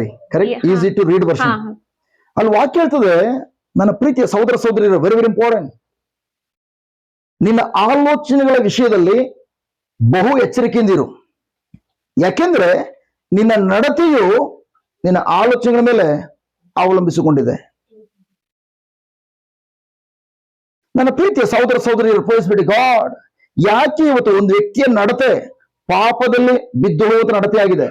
ಯಾಕೆ ಒಂದು ವ್ಯಕ್ತಿಯ ನಡತೆ ನಾನು ಪಾಪ ಅಂತ ಹೇಳುವಾಗ ಬರೀ ಕುಡಿಯುವಂಥದ್ದು, ವ್ಯಭಿಚಾರ ಮಾಡುವಂಥದ್ದು, ಕಳ್ತನ ಮಾಡುವ ಅದ್ರ ಬಗ್ಗೆ ಮಾತ್ರ ಆಲೋಚನೆ ಮಾಡಬೇಡಿ. ಪಾಪ ಎನ್ನುವಂಥದ್ದು ಏನಂತಂದ್ರೆ ದೇವರ ವಾಕ್ಯಕ್ಕೆ ವಿರುದ್ಧವಾಗಿ ಜೀವಿಸುವಂಥದ್ದು, ದೇವರ ವಾಕ್ಯದೊಂದಿಗೆ ಒಪ್ಪಂದ ಮಾಡಿಕೊಳ್ಳದಿರುವಂಥದ್ದು, ವಿಶ್ವಾಸಕ್ಕೆ ವಿರುದ್ಧವಾದದಲ್ಲೂ ಕೂಡ ಪಾಪ ಎಂಬುದಾಗಿ ಬೈಬಲ್ ಹೇಳ್ತದೆ. ವಿಶ್ವಾಸ ಬರೋದು ಯಾವುದರಿಂದ? ದೇವರ ವಾಕ್ಯದಿಂದ. ಮತ್ತೆ ದೇವರ ವಾಕ್ಯ ವಿರುದ್ಧವಾಗಿ ನಾವು ದೇವರ ವಾಕ್ಯ ವಿರುದ್ಧ ನಡೆಯುವಾಗ ನಮ್ಮ ನಡತೆ ಪಾಪದ ನಡತೆ ಆಗಿರ್ತದೆ. ಯಾಕೆ ಇವತ್ತು ಪ್ರೈಸ್ ಬಿಡಿ ಗಾಡ್, ಥ್ಯಾಂಕ್ ಗಾಡ್, ನನ್ನ ನಡತೆ ದೇವರಿಗೆ ಮತ್ತು ದೇವರ ವಾಕ್ಯಕ್ಕೆ ವಿರುದ್ಧವಾಗಿ ಹೋಗ್ತದೆ ಅಂತಂದ್ರೆ ಅದಕ್ಕೆ ಅಡಿಪಾಯ, ಅದನ್ನು ಬಿಲ್ಡ್ ಮಾಡುವಂಥದ್ದು ನನ್ನ ಆಲೋಚನೆ ಆಗಿದೆ. ಅದಕ್ಕಾಗಿ ಥ್ಯಾಂಕ್ ಗಾಡ್, ಇಡೀ ಭೂಲೋಕದಲ್ಲಿ ಅರಸನಾಗಿದ್ದಂತಹ ಸೊಲೊಮೋನ್, ಪ್ರೈಸ್ ಗಾಡ್, ಅರಸ, ದೊಡ್ಡ ಜ್ಞಾನವಂತ ಅರಸ, ಅವನ ಮೂಲಕ ದೇವ ತಿಳಿಸಾದರೆ ಪ್ರೈಸ್ ಗಾಡ್, ನಿಮ್ಮ ಜೀವಿತದಲ್ಲಿ ಥ್ಯಾಂಕ್ ಗಾಡ್ ನಿಮ್ಮ ನಡತೆ ನಿಮ್ಮ ಆಲೋಚನೆಗಳ ಮೂಲಕ, ಆಲೋಚನೆಗಳಿಂದ ಬಿಲ್ಡ್ ಆಗೋದ್ರಿಂದ ನೀವು ಬಹಳ ಎಚ್ಚರಿಕೆಯನ್ನು ಕೊಡ್ಬೇಕಾಗಿರೋದು ಯಾವ್ದ್ರ ಕಡೆ ಅಂದ್ರೆ ನಿಮ್ಮ ಆಲೋಚನೆಗಳ ಕಡೆ. 24 ಗಂಟೆಯಲ್ಲಿ ನಿಮ್ಮ ಮನಸ್ಸಿನಲ್ಲಿ ಯಾವ ಆಲೋಚನೆ ಓಡ್ತಾ ಇದೆ? ಆ ಆಲೋಚನೆಗಳು ದೇವರ ವಾಕ್ಯದ ಪ್ರಕಾರ ಇದೆಯಾ, ದೇವರ ವಾಕ್ಯ ವಿರುದ್ಧವಾಗಿದೆಯಾ? ದೇವರ ವಾಕ್ಯಕ್ಕೆ ಅನುಗುಣವಾಗಿರುವಂತಹ ಆಲೋಚನೆಗಳಾದ್ರೆ ಅದು ದೇವರ ವಾಕ್ಯಕ್ಕೆ ಅನುಗುಣವಾದ ನಡತೆಯನ್ನು ಬಿಲ್ಡ್ ಮಾಡ್ತದೆ, ಕಟ್ಟೆಬ್ಬಿಸ್ತದೆ. ಆ ದೇವರ ವಾಕ್ಯಕ್ಕೆ ಅನುಗುಣವಾದ ನಡತೆಯು, that attitude is the way to your altitude. ಆ ನಡತೆಯು ದೇವರು ನಿಮಗೋಸ್ಕರ ನಿಗದಿ ಮಾಡಿಟ್ಟಿರುವಂತಹ ಆ ದೇವರ ಗುರಿಗೆ ನಿಮ್ಮನ್ನು ಕೊಂಡೊಯ್ಯುವಂತಹ ಮಾರ್ಗವಾಗಿರುತ್ತದೆ, ವೇ, ಹಾದಿ. ಬಟ್ ನಿಮ್ಮ ಆಲೋಚನೆಗಳು ದೇವರ ವಾಕ್ಯ ವಿರುದ್ಧವಾಗಿ ಪ್ರಾಪಂಚಿಕ ಆಲೋಚನೆಗಳಾಗಿದ್ರೆ ಆ ಒಂದೊಂದು ಆಲೋಚನೆಗಳು ಕೂಡ ಸೈತಾನನು ನಿಮಗೋಸ್ಕರ ಯಾವ ಗುರಿ ನಿಗದಿ ಮಾಡಿಟ್ಟಿದ್ದಾನೋ ನಾಶ ಮಾಡುವಂಥದ್ದು, ನಿಮ್ಮ ಭವಿಷ್ಯವನ್ನ ಕೊಲೆ ಮಾಡುವಂಥದ್ದು, ನಿಮ್ಮ ನಾಶ ಮಾಡಿ ನಿಮ್ಮಲ್ಲಿದ್ದ ಇರುವುದನ್ನು ಕದ್ಕೊಂಡು ಹೋಗ್ಲಿಕ್ಕಾಗಿ ಅವನ ಏನೆಲ್ಲ ಗುರಿಯನ್ನು ಮಾಡಿಟ್ಕೊಂಡಿದ್ದಾನೋ, ಪ್ಲಾನ್ ಮಾಡಿ ಇಟ್ಕೊಂಡಿದ್ದಾನೋ ಅಲ್ಲಿಗೆ ನಿಮ್ಮನ್ನ ಕರೆದುಕೊಂಡು ಹೋಗುವಂತಹ ಆದಿಯಾಗಿರ್ತದೆ. ಎರಡು ಕೂಡ ನಿಮ್ಮ ಕೈಲಿ ಇದೆ. ಅದಕ್ಕೆ ದೇವರು ಹೇಳ್ತಿರುವಂಥದ್ದು, ಇವನು ಬುದ್ಧಿವಂತ ಜ್ಞಾನವಂತ ಸೊಲೊಮೋನ್ ಹೇಳ್ತಿರುವಂಥದ್ದು, ಯಾಕೆ ಥ್ಯಾಂಕ್ ಗಾಡ್, ದೇವರು ನನಗೋಸ್ಕರ ಅನುಗ್ರಹಿಸಿಕೊಟ್ಟಂತಹ ಆ ಗುರಿಯನ್ನ ಅಥವಾ ಆ ಒಂದು ಆಶ್ವದ ಜೀವಿತವನ್ನ ನಾನು ಭೂಲೋಕದಲ್ಲಿ ಅನುಭವಿಸಬೇಕಾದ್ರೆ ಅದಕ್ಕೆ ಮೂಲ ಕಾರಣ ಏನಂತಂದ್ರೆ ನನ್ನ ಆಲೋಚನೆಯನ್ನ ದೇವರೊಂದಿಗೆ, ದೇವರ ವಾಕ್ಯದೊಂದಿಗೆ ಹೇಗೆ ಹೊಂದಾಣಿಕೆ ಮಾಡ್ಕೊಳ್ಬೇಕೆಂಬುದಾಗಿ ಸಿಸ್ಟಮ್ ಗೊತ್ತಿರೋದ್ರಿಂದ ನಾನು ನನ್ನ ನಡತೆಯನ್ನ ದೇವರ ವಾಕ್ಯ ಅನುಗುಣವಾಗಿ ದೈವ ಭಯಭಕ್ತಿಯಲ್ಲಿ ದೇವರಿಗೆ ಇಷ್ಟಪಡುವಂತ ಹಾದಿಯಲ್ಲಿ ಇಟ್ಟುಕೊಂಡಿದ್ದಾನೆ. ಆ ದೇವರ ಭಯಭಕ್ತಿಯುವಂತ ನಡತೆಯು ನನ್ನ ದೇವರ ಗುರಿಗೆ ಕೊಂಡೋಗ್ತಾ ಇದೆ. ನಮ್ಮೆಲ್ಲರ ಬಗ್ಗೆ ಕೂಡ ದೇವರು ಥ್ಯಾಂಕ್ ಗಾಡ್ ಮೊದಲನ್ನು ಹೇಳಿದಂತೆ ನಿಮಗೋಸ್ಕರ ದೇವರು ಒಂದು ಒಳ್ಳೆ ಗುರಿಯನ್ನು ಮೊದಲು ನಿಗದಿ ಮಾಡಿದ್ದಾರೆ. ಬಟ್ ಆ ಗುರಿಯನ್ನು ತಲುಪಬೇಕಾದ್ರೆ, ಆ ಆಲ್ಟಿಟ್ಯೂಡ್, ಆ ಎತ್ತರಕ್ಕೆ ಹೋಗ್ಬೇಕಾದ್ರೆ ನಿಮ್ಮ attitude is very very important. ನಿಮ್ಮ ನಡತೆ ವೆರಿ ವೆರಿ ಇಂಪಾರ್ಟೆಂಟ್. ನಿಮ್ಮ ನಡತೆ ಬಿಲ್ಡ್ ಆಗ್ಬೇಕಾದ್ರೆ ನಿಮ್ಮ ಆಲೋಚನೆಗಳು ತುಂಬಾ ಮುಖ್ಯವಾದದ್ದು. ಅದಕ್ಕೋಸ್ಕರ ಇನ್ನೊಂದು ಟ್ರಾನ್ಸ್ಲೇಷನ್ ಹೇಳ್ತದೆ, ಫಾರ್ ಅಬೌವ್ ಆಲ್, ಎಲ್ಲದಕ್ಕಿಂತಲೂ ಮೇಲಾಗಿ ನಿಮ್ಮ ಆಲೋಚನೆ ವಿಷಯದಲ್ಲಿ ಜಾಗರೂಕರಾಗಿದ್ದೀರಿ. ನಿಮ್ಮ ಅಗತ್ಯಗಳು, ನಿಮ್ಮ ಬಿಸ್ನೆಸ್, ನಿಮ್ಮ ಗಂಡ, ನಿಮ್ಮ ಹೆಂಡತಿ, ನಿಮ್ಮ ಮಕ್ಕಳು, ನಿಮ್ಮ ಐಶ್ವರ್ಯ ಅಥವಾ ನಿಮ್ಮ ಜೀವನ ಅಗತ್ಯಗಳು, ಇವೆಲ್ಲದಕ್ಕಿಂತಲೂ ಮಿಗಿಲಾಗಿ, ಫಾರ್ ಅಬೌವ್ ಆಲ್, ಎಲ್ಲದಕ್ಕಿಂತ ಟಾಪ್ ಮೋಸ್ಟ್, ಎಲ್ಲಕ್ಕಿಂತ ಮಿಗಿಲಾಗಿ ನೀವು ಯಾವ್ದ್ರ ಕಡೆ ಗಮನ ಕೊಡ್ಬೇಕು ಅಂದ್ರೆ, ನೀವೇನನ್ನ ಆಲೋಚನೆ ಮಾಡ್ತೀರಿ ಅದ್ರ ಕಡೆ ಗಮನ ಕೊಡಿ. ತುಂಬಾ ಮುಖ್ಯವಾದದ್ದು. ಯಾಕೆಂದ್ರೆ ನಿಮ್ಮ ಆಲೋಚನೆ ನಿಮ್ಮ ಜೀವನವನ್ನ ನಿಮ್ಮ ಜೀವನವನ್ನ ಕಂಟ್ರೋಲ್ ಮಾಡುವಂತಹ ಕೇಂದ್ರ ಬಿಂದು. Praise the lord. Hallelujah, hallelujah. But ನಾವು ಅದೊಂದನ್ನು ಬಿಟ್ಟು ಬೇರೆದೆಲ್ಲ ನಾವು ಗಮನ ಕೊಡ್ತೇವೆ. ನನ್ನ ಜೀವನದಲ್ಲಿ ಅದಿಲ್ಲ, ಅದ ಹೆಂಗೆ ದೇವ್ರ ಹತ್ರ ಪಡ್ಕೊಳ್ಳೋದು, ನನ್ನ ಜೀವನದಲ್ಲಿ ಇದಿಲ್ಲ, ಇದನ್ನ ಹೆಂಗೆ ದೇವ್ರ ಹತ್ರ ಪಡ್ಕೊಳ್ಳುವಂಥದ್ದು, ಥ್ಯಾಂಕ್ ಗಾಡ್, ಅಥವಾ ನಾನು ಸೇವ್ ಮಾಡ್ತಿದ್ದೇನೆ, ಇನ್ನು ಎಲ್ಲ ಕಡೆ ಹೋಗಿ ಯಾವ ತರ ಸೇವ್ ಮಾಡೋದು, ಇನ್ನು ಯಾಕೆ ನನಗೆ ವಿರೋಧಗಳು ಬರ್ತದೆ, ಜಸ್ಟ್ ಅದನ್ನ ಯಾವ ತರ ಜಯಿಸೋದು, ಎಲ್ಲ ಕಡೆ ಗಮನ ಕೊಡ್ತೇವೆ. ಬಟ್ ಇವುಗಳೆಲ್ಲ ಸೆಕೆಂಡ್ರಿ. ಪ್ರೈಮರಿ ಥಿಂಗ್, ಮುಖ್ಯವಾದ ಭಾಗ ಏನಂತಂದ್ರೆ, ನನ್ನ ಆಲೋಚನೆ ದೇವ್ರ ವಾಕ್ಯ ಪ್ರಕಾರ ಇದೆಯಾ, ದೇವ್ರ ವಾಕ್ಯ ವಿರುದ್ಧವಾಗಿದೆಯಾ. ದೇವರ ವಾಕ್ಯ ಪ್ರಕಾರ ಇದ್ರೆ ಏನೆಲ್ಲ ತಡೆಗೋಡೆಗಳಿದೆಯೋ ಆ ತಡೆಗೋಡೆಗಳು ಎಷ್ಟೇ ಬಂಡೆಕಲ್ಲಿನ ರೀತಿಯಲ್ಲಿ ದೊಡ್ಡ ದೊಡ್ಡ ಬೆಟ್ಟ ಗುಡ್ಡಗಳ ರೀತಿಯಲ್ಲಿ ಬೆಳೆದಿರಬಹುದು. ಬಟ್ ಆದ್ರೆ ಆ ಬೆಟ್ಟ ಗುಡ್ಡಗಳು, ಥ್ಯಾಂಕ್ ಗಾಡ್, ನಿಮ್ಮ ಮನಸ್ಸು ದೇವರ ವಾಕ್ಯ ಪ್ರಕಾರ ಆಲೋಚನೆ ಮಾಡುತ್ತಾ ನಿಮ್ಮ ಮನಸ್ಸು ದೇವರ ಪ್ರಸನ್ನದಲ್ಲಿದ್ರೆ, ಕೀರ್ತನೆ 97:5 ಹೇಳ್ತದೆ, ಪ್ರಭುವಿನ ಪ್ರಸನ್ನತೆಯಲ್ಲಿ ಯಾವುದೇ ಬೆಟ್ಟ ಗುಡ್ಡಗಳಿದ್ರು ಕೂಡ ಬೆಟ್ಟ ಗುಡ್ಡ ಅಲ್ಲ, ಗುಡ್ಡಗಳು ಮೇಣಂತೆ ಕರಗೋಗ್ತದೆ. ನೀವು ಅದ್ರ ಕಡೆ ಗಮನ ಕೊಡದೆ ಹೋದ್ರು ಕೂಡ. ಬೈಬಲ್ ಹೇಳ್ತಲ್ಲ, ದೇವರು ನಿಮ್ಮ ಜೀವನದಲ್ಲಿ ಬರುವಂತ ಬೆಟ್ಟ ಗುಡ್ಡಗಳ ಕಡೆ ಆಲೋಚನೆ ಮಾಡಿ ಗಮನ ಕೊಡಿ ಅಂತ ಹೇಳ್ತಲ್ಲ. No no no no. ಆ ಬೆಟ್ಟ ಗುಡ್ಡಗಳಿದ್ರು ಕೂಡ, ಸಮಸ್ಯೆಗಳಿದ್ರು ಕೂಡ, ಅದರ ಮಧ್ಯದಲ್ಲಿ ನಿಮ್ಮ ಆಲೋಚನೆ ಕಡೆ ಬಹಳ ಜಾಗರೂಕತೆಯಿಂದ ನಿಗಾ ವಹಿಸಿ. ಹಲ್ಲೆಲೂಯಾ. ಹಾಗೆ ನಿಮ್ಮ ನಡತೆಯನ್ನು ಕಂಟ್ರೋಲ್ ಮಾಡೋದು ಯಾವುದು? ನಮ್ಮ ಆಲೋಚನೆ. ನನ್ನ ಪ್ರೀತಿಯ ಸಹೋದರ ಸಹೋದರಿಯರೇ, praise be to God, thank god.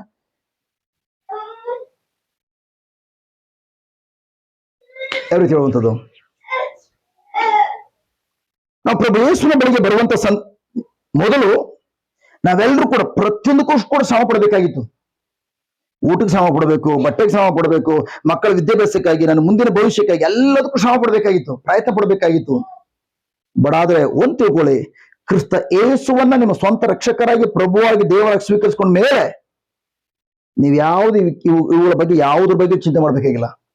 ನೀವು ಮಾಡ್ಬೇಕು ಒಂದೇ ಒಂದು, ದೇವರು ಯೇಸು ಕ್ರಿಸ್ತರಲ್ಲಿ ನಿಮ್ಮನ್ನ ಯಾರೆಂಬುದ ಕರೆದಿದ್ದಾರೆ.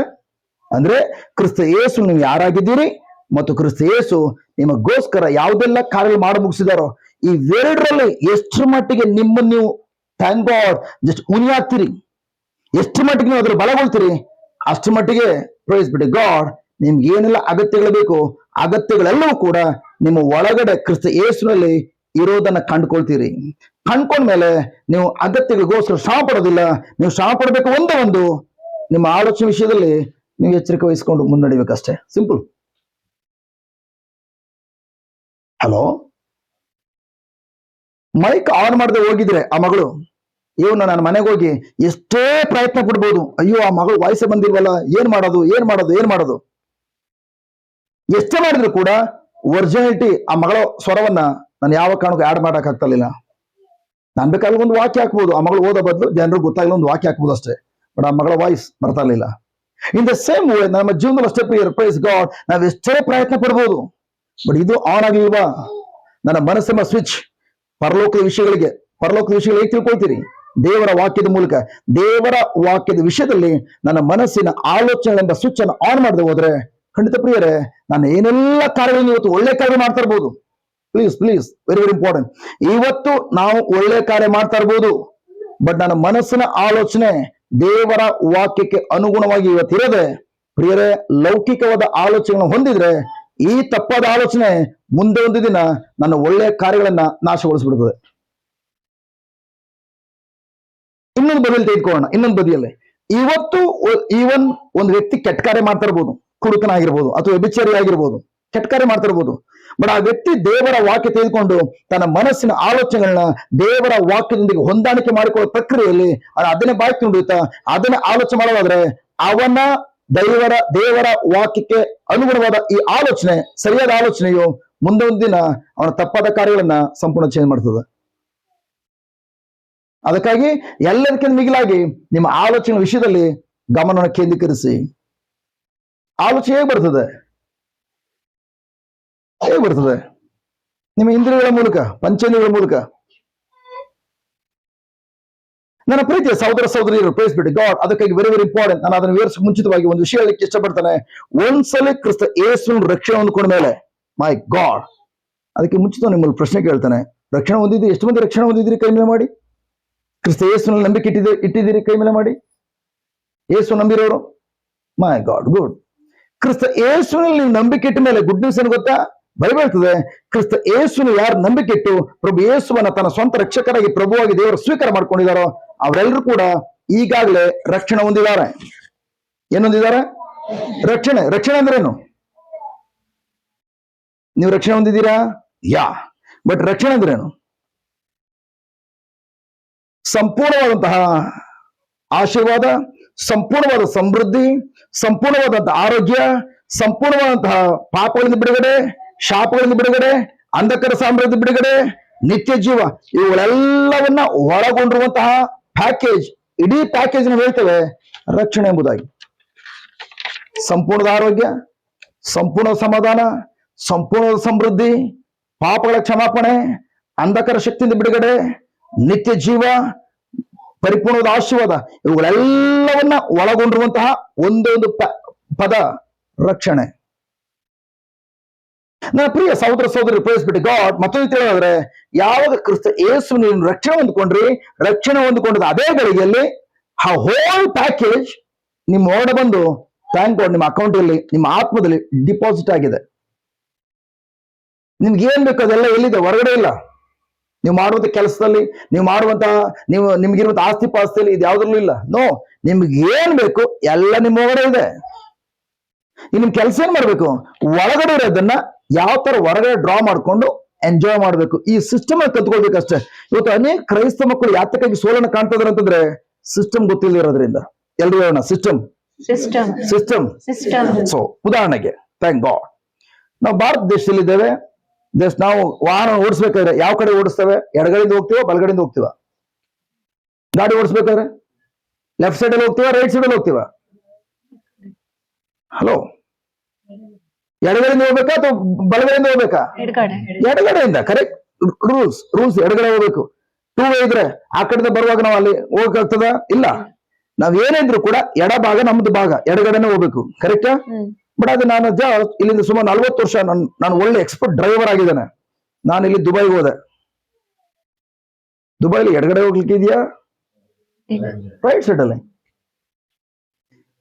ನಾನೇನ್ ಹೇಳ್ತೇನೆ ಅಂತಂದ್ರೆ, ಇಲ್ಲಿ ಪ್ರೈಸ್ ಇಲ್ಲಿ ನಾನು 40 ವರ್ಷ ಒಳ್ಳೆ ಎಕ್ಸ್ಪರ್ಟ್ ಡ್ರೈವರ್ ಆಗಿರ್ಬೋದು. ಒಂದ್ಸಲ ನಾನು ದುಬೈಗೆ ಹೋದ್ಮೇಲೆ ಥ್ಯಾಂಕ್ ಗಾಡ್, ದುಬೈಗೆ ಹೋದೆ ಎಂಬುದೇ ಒಂದು ಸಂತೋಷ. ಮೈ ಗಾಡ್, ಇಲ್ಲಿ ಒಳ್ಳೆ ಸಂಪಾದನೆ ಮಾಡ್ಬೋದು. ಕೆಲವ್ರು ಮೈಂಡ್ ಸೆಟ್ ಹಂಗೆಲ್ಲ, ದುಬೈಗೆ ಹೋಗ್ಬಿಟ್ರೆ ನಾನು ಸಾಲ ತೀರಿಸ್ಬೋದು, ಮನೆ ಕಟ್ಬೋದು. ಬಟ್ ಅವ್ರಿಗೆ ಗೊತ್ತಿಲ್ಲ ದುಬೈನ ಸೃಷ್ಟಿ ಮಾಡೋದು ಕೂಡ ಅವ್ರ ಅಪ್ಪನೇ ಅಂತೇಳಿ. ಕರೆಕ್ಟಾ? ನಮ್ಮ ಅಪ್ಪನಿಗೆ ದುಬೈ ಬೇರೆ ಅಲ್ಲ, ಥ್ಯಾಂಕ್ ಗಾಡ್ ಸಿರ್ಸಿ ಬೇರೆ ಅಲ್ಲ. ನನಗೂ ಕೂಡ ಆರಂಭ ಹೇಳ್ತಾ ಇದ್ರು, ಬ್ರದರ್ ಜಸ್ಟ್ ನಮ್ಗೆ ಒಂದು ಮೈಕ್ ತೆಗೆದುಕೊಳ್ಳೋಕೆ ಕೂಡ ಮಾತ್ರ 750 650 ರೂಪಾಯಿ ನಾವಾಗ ಆ ಮೈಕ್ ತೆಗೆದುಕೊಂಡು ಮತ್ತೆ ದುಡ್ಡು ಇರಲಿಲ್ಲ. ಬಟ್ ಪ್ರೈಸ್ ಗಾಡ್, ಆ ಸಂದರ್ಭದಲ್ಲಿ ನನ್ನ ಪ್ರಿಯ ಸಹೋದರ ಸಹೋದರಿಯರೇ, ಪ್ರೈಸ್ ಗಾಡ್, ಥ್ಯಾಂಕ್ ಗಾಡ್, ಆ ಸಂದರ್ಭದಲ್ಲಿ ನನಗೆ ಕೆಲವು ಐಡಿಯಾ ಕೊಟ್ರು. ಬ್ರದರ್ ಒಂದ್ಸಲ ಥ್ಯಾಂಕ್, ಇಷ್ಟೆಲ್ಲ ನಿಮ್ಮ ಮೂಲಕ ಅದ್ಭುತ ಕಾರ್ಯಗಳಾಗ್ತದೆ, ನಿಮ್ಮ ಪ್ರಾರ್ಥನೆ ಕೂಡ ಬಂದವ್ರ ಜೀವನದಲ್ಲಿ ಇಷ್ಟೆಲ್ಲ ಬದಲಾವಣೆ ಆಗ್ತದೆ, ನೀವು ಯಾಕೆ ಒಂದ್ಸರಿ ದುಬೈಗೆ ಹೋಗ್ಬಾರ್ದು? ನನ್ನ ಫ್ರೆಂಡ್ಸ್ ಇದಾರೆ, ಅವ್ರಿಗೆ ಹೇಳ್ತಾನೆ ಅಲ್ಲಿ ಕನ್ನಡ ಅವಶ್ಯಕತೆ ಇದೆ, ಕನ್ನಡದಲ್ಲಿ ನೀವು ಮಾಡಿದ್ರೆ ಇಂಗ್ಲಿಷ್ ಬೇಕಾ ಬೇರೆ ಟ್ರಾನ್ಸ್ಲೇಷನ್ ಮಾಡ್ಲಿ, ಒಂದ್ಸಲ ಹೋಗಿ ಬಂದ್ಬಿಡಿ ಬ್ರದರ್. ಅಲ್ಲಿ ಹೋಗಿ ಬಂದ್ರಿ ನೋಡಿ, ಬರೀ ಮೈಕಲ್ಲ, ದೊಡ್ಡ ದೊಡ್ಡ ಸೌಂಡ್ ಸಿಸ್ಟಮ್, ಲಕ್ಷಾಂತರ ರೂಪಾಯಿ ಬೆಲೆ ಬಾಳುವಂತ ಸೌಂಡ್ ಸಿಸ್ಟಮ್ ತೆಗೆದುಕೊಳ್ಬಹುದು. ಯಾಕಂದ್ರೆ ಅಲ್ಲಿಗೆ ಹೋದ್ರೆ ಅಷ್ಟು ಜನರು ಒಳ್ಳೆ ಬೀಜ ಹಾಕ್ತಾರೆ, ಒಳ್ಳೆ ಸೀಡ್ ಕೊಡ್ತಾರೆ, ಕಾಣಿಕೆ ಕೊಡ್ತಾರೆ. ಅದಾದ್ಮೇಲೆ ನಾನು ಹೇಳಿದೆ, ಕರೆಕ್ಟ್ ಅಲ್ವಾ, ನಾನು ಮೋಸ ಮಾಡ್ತಾ ಇಲ್ಲ, ಹೋಗಿ ಸುವಾರ್ತೆ ಸಾರ್ತಾನೆ. ನಾನು ಏನು ಯಾರ ಹತ್ರ ಕೂಡ ಕಾಣಿಕೆ ಕೊಡಿ ಅಂತ ಕೇಳಲ್ಲ, ಅವರೇ ಕೊಟ್ರೆ ಏನ್ ಮಾಡೋದು, ತೆಗೆದುಕೊಳ್ಳೋದು ಆಯ್ತು ಅಂತ ಹೇಳಿ ಪ್ರೈಸ್ ಗಾಡ್ ಅಲ್ಲಿಂದ ಸ್ಟಾರ್ಟ್ ಮಾಡಿದೆ. ಸ್ಟಾರ್ಟ್ ಮಾಡ್ತಾ ಮಾಡ್ತಾ ಮಾಡ್ತಾ ಮಾಡ್ತಾ ಕೊನೆಗೆ ಒಂದಿನ ಆಲೋಚನೆ ಬಂತು, ಇಲ್ಲ ದುಬೈಗೆ ಹೋದ್ರೆ ಪ್ರೈಸ್ ಗಾಡ್ ನನ್ನ ಜೊತೆಲಿ ಇನ್ನೊಬ್ರು ಟ್ರಾನ್ಸ್ಲೇಷನ್ ಹುಡುಕ್ಬೇಕು, ಟ್ರಾನ್ಸ್ಲೇಟರ್ನ ಕನ್ನಡ ಟು ಇಂಗ್ಲಿಷ್. ಅದ್ರ ಬಗ್ಗೆ ನಾನೇ ಇಂಗ್ಲಿಷ್ ಕಲ್ತ್ಬಿಟ್ರೆ ಆರಾಮ್ ನಾನೇ ಇಂಗ್ಲಿಷ್ ಡೈರೆಕ್ಟ್ ಪ್ರೀಚ್ ಮಾಡ್ಬೋದಲ್ಲ ಅಂತೇಳಿ ಇಂಗ್ಲಿಷ್ ಕಲಿಲಿಕ್ಕೆ ಥ್ಯಾಂಕ್ ಗಾಡ್ ಒಂದು ಸಂಸ್ಥೆಗೆ ಹೋದೆ. ಥ್ಯಾಂಕ್ ಗಾಡ್ 1 ತಿಂಗಳ ಕೋರ್ಸ್ ಇಂಗ್ಲಿಷ್ನ 1 ತಿಂಗಳು ನೀವು ಕಲ್ಸ್ಕೊಡದೆ ಹೋದ್ರೆ ನಿಮ್ಮ ದುಡ್ಡು ವಾಪಸ್ ಅಂತ ಹೇಳಿದ್ರು. ಅಂತದಕ್ಕೆ ಸೇರ್ಕೊಂಡೆ. ಫಾಸ್ಟ್ ಟ್ರ್ಯಾಕ್, ನಾನು ಮೊದಲಿಂದ ಫಾಸ್ಟ್ ಟ್ರ್ಯಾಕ್ ಅಲ್ಲಿ ಇದ್ರು. ಓಕೆ, 6 ತಿಂಗಳ ಕೋರ್ಸ್ ಫಾಸ್ಟ್ ಟ್ರ್ಯಾಕ್ ಯಾವ್ದಿದೆ ಅದ್ರಲ್ಲಿ ಹೋದ್. 1 ತಿಂಗಳು ಹೋದೆ. ಕಾರಣ ಉದ್ದೇಶ ಏನು ಇಂಗ್ಲಿಷ್ ಕಲಿಬೇಕಲ್ಲ, ದುಬೈದಿಂದ ದುಡ್ಡು ಬರ್ಬೇಕು. ಉದ್ದೇಶ ಇಂಗ್ಲಿಷ್ ಕಲಿಬೇಕಲ್ಲ. ಅದರಿಂದ ಇನ್ನೊಂದು ಉದ್ದೇಶ ಇದೆ, ದುಬೈಗೆ ಹೋಗ್ಬೇಕು. ದುಬೈಗೆ ಹೋಗೋದು ಇಂದ್ರೆ ಒಂದು ಉದ್ದೇಶ ಇದೆ, ಯಾಕಂದ್ರೆ ಚೆನ್ನಾಗಿ ಕಾಣಿಕೆ ಕೊಡ್ತಾರೆ. ಜಸ್ಟ್ ಮಿನಿಸ್ಟ್ರಿನ ಚೆನ್ನಾಗಿ ಬೆಳೆಸ್ಬೇಕು. ಅದಾದ್ಮೇಲೆ ಕಲಿತೆ. ಪ್ರೈಸ್ ಗಾಡ್ ಪ್ರಿಯರೇ, 1 ತಿಂಗಳ ಕೋರ್ಸ್ ಮಾತ್ರ ಅಲ್ಲ, ಪ್ರೈಸ್ ಗಾಡ್ 21 ವರ್ಷದಿಂದ ಕಲಿತಾನೆ ಇದ್ದೇನೆ ಇಂಗ್ಲಿಷ್. ಇನ್ನೂ ಕೂಡ ಇಂಗ್ಲಿಷ್ ಪ್ರೀಚ್ ಮಾಡಕ್ ಆಗ್ತಲ್ಲ. ಯಾಕಂದ್ರೆ ಪ್ರೈಸ್ ಗಾಡ್ ಥ್ಯಾಂಕ್ ಗಾಡ್ ನಾನೇನಾದ್ರೂ ಇಂಗ್ಲಿಷ್ ಕಲ್ತ್ಬಿಟ್ಟಿದ್ರೆ, ದೇವರನಿಗೆ ಇಂಗ್ಲಿಷ್ ಕಲ್ಸ್ಬಿಟ್ಟಿದ್ರೆ ಖಂಡಿತ ದುಬೈಗೆ ಹೋಗ್ತದೆ. ಆಗ ನನ್ನ ಮಿನಿಸ್ಟ್ರಿಗೆ ಥ್ಯಾಂಕ್ ಗಾಡ್ ಆದಾಯವನ್ನು ಒದಗಿಸ್ಕೊಡುವಂಥದ್ದು ಕೇಂದ್ರ ಬಿಂದು ಯಾವ್ದಾಗ್ತಾ ಇತ್ತು? ದುಬೈ, ದೇವರಲ್ಲ. ಬಟ್ ಅದಕ್ಕೆ ಮಗನೇ ನೀನ್ ಇಂಗ್ಲಿಷ್ ಕಲಿಸ್ತಾನೆ, ನೀನ್ ದುಬೈಗೆ ಹೋಗಿ ಆಟ ಆಡ್ತೀಯ. ಅದಕ್ಕೋಸ್ಕರ ನೀನ್ ಇಂಗ್ಲಿಷ್ ಕಲಿಯೋದು ಬೇಡ.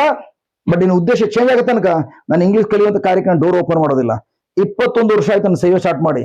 ಮೈ ಗಾಡ್, ಇವತ್ತುವರೆಗೂ ನಮ್ಮ ಮಿನಿಸ್ಟ್ರಿ ಯಾವುದು ಕೊರತೆ ಇಲ್ಲ. ದುಬೈಗೆ ಹೋಗಿ ಬಂದಿರೋ ವ್ಯಕ್ತಿಗಳು ಕೊರೋನಾ ಬಂದಾಗ ಎಲ್ಲ ಬಿದ್ದೋದ್ರು, ಮಿನಿಸ್ಟ್ರಿ ನಿಂತೋಯ್ತು.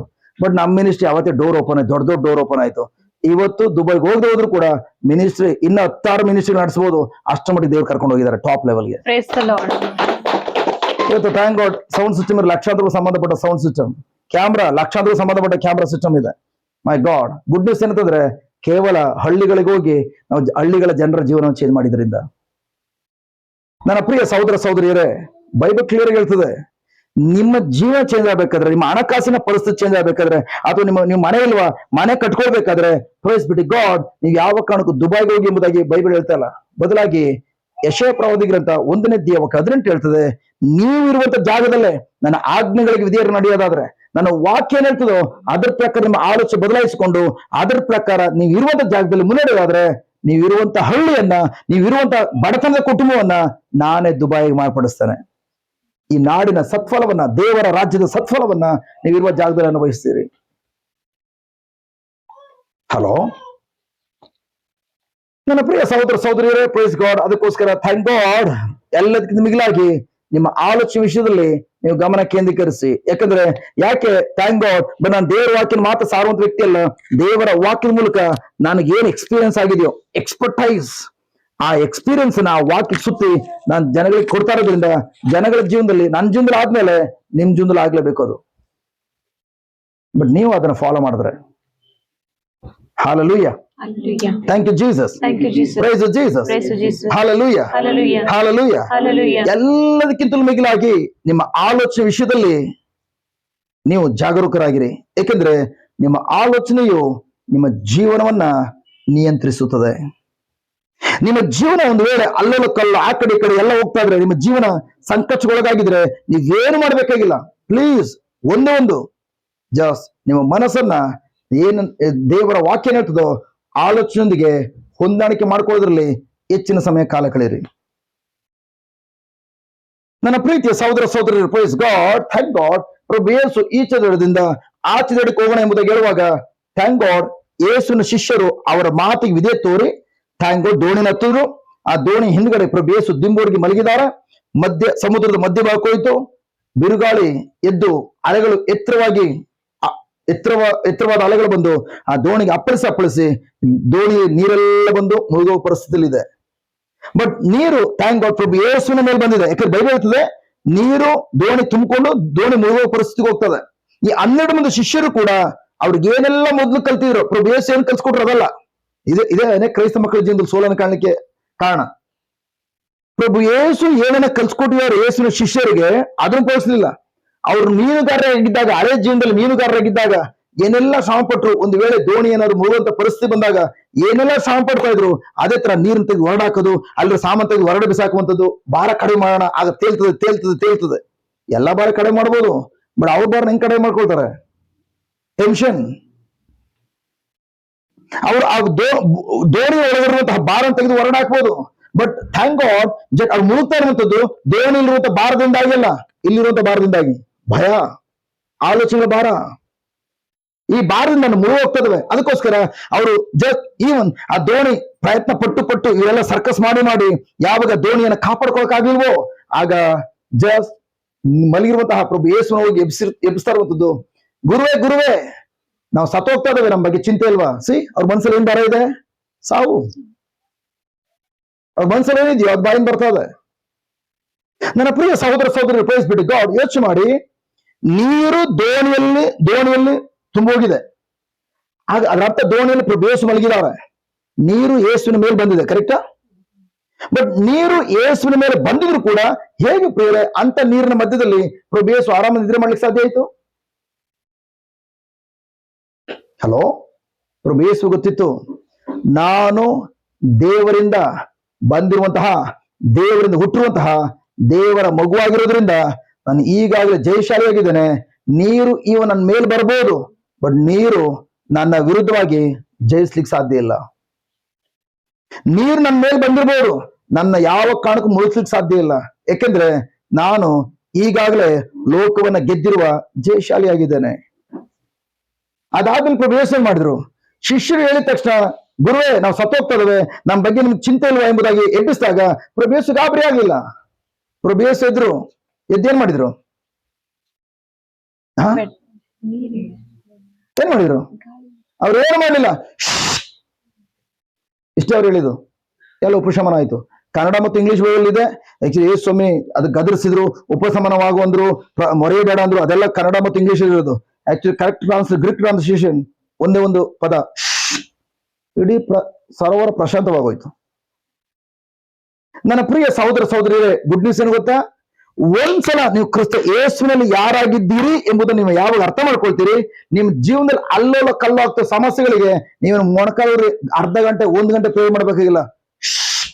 ಇದೊಂದು ಸ್ವರ ಸಾಕು, ಅಲೆಗಳು ಪ್ರಶಾಂತವಾಗ್ತದೆ. ಆ ಮಟ್ಟಕ್ಕೆ ನೀವು ಬೆಳಿಬೇಕು. ಆ ಮಟ್ಟಕ್ಕೆ ಬೆಳಿಬೇಕಾದ್ರೆ ಯಾವ ರೀತಿ ಪ್ರಭು ಯೇಸು ಈವನ್ ದೋಣಿಯಲ್ಲಿ ನಿದ್ರೆ ಮಾಡುತ್ತಾ ವಿಶ್ರಾಂತಿಯಲ್ಲಿರುವಾಗ, ಈವನ್ ನೀರು ಅವ್ರ ಮೇಲ್ ಬಂದ್ರು ಕೂಡ ಅವ್ರು ಒಂದ್ ವಿಷಯ ಗೊತ್ತಿತ್ತು, ನಾನು ದೇವರಿಂದ ಹುಟ್ಟಿರೋದ್ರಿಂದ ಥ್ಯಾಂಕ್ ಗಾಡ್ ನಾನು ಈಗಾಗಲೇ ಇವೆಲ್ಲವನ್ನು ಜಯಿಸಿರುವ ಜಯಶಾಲಿಯಾಗಿದ್ದೇನೆ ಎಂಬ ಆ ಒಂದು ವಾಕ್ಯದಲ್ಲಿ ಪ್ರೈಸ್ ಬಿಟ್ಟು ಗಾಡ್ ಅವರು ಸಂಪೂರ್ಣವಾಗಿ ತನ್ನ ಇಡೀ ಜೀವಿತವನ್ನ ಬಲಪಡಿಸಿಕೊಂಡಿದ್ದರಿಂದ, ಆ ವಾಕ್ಯದಲ್ಲಿ ದೃಢ ಭರವಸೆ ಇಟ್ಟಿದ್ದರಿಂದ ಪ್ರೈಸ್ ಬಿಟ್ಟು ಗಾಡ್ ಯಾವುದನ್ನು ಕೂಡ ಅವರ ಜೀವನದಲ್ಲಿ ಅವ್ರ ಮೇಲೆ ಜಯವನ್ನು ಹೊಂದಲಿಕ್ಕಾಗಿ, ಅವರನ್ನ ಸೋಲಿಸ್ಲಿಕ್ಕಾಗಿ ಅವರು ಅನುಮತಿ ಕೊಡ್ಲಿಲ್ಲ. ಅದಕ್ಕೆ ಎಲ್ಲದಕ್ಕೆ ಮಿಗಿಲಾಗಿ ಅವರ ಆಲೋಚಿಸಿದ ಒಂದು ನಾನು ನನ್ನ ತಂದೆಯಿಂದ ಹುಟ್ಟಿದವನಾಗಿದ್ದೇನೆ, ಅದಕ್ಕಾಗಿ ನಾನು ಈ ಲೋಕವನ್ನು ಜಯಿಸಿರುವ ಜಯಶಾಲಿ ಆಗಿದ್ದೇನೆ.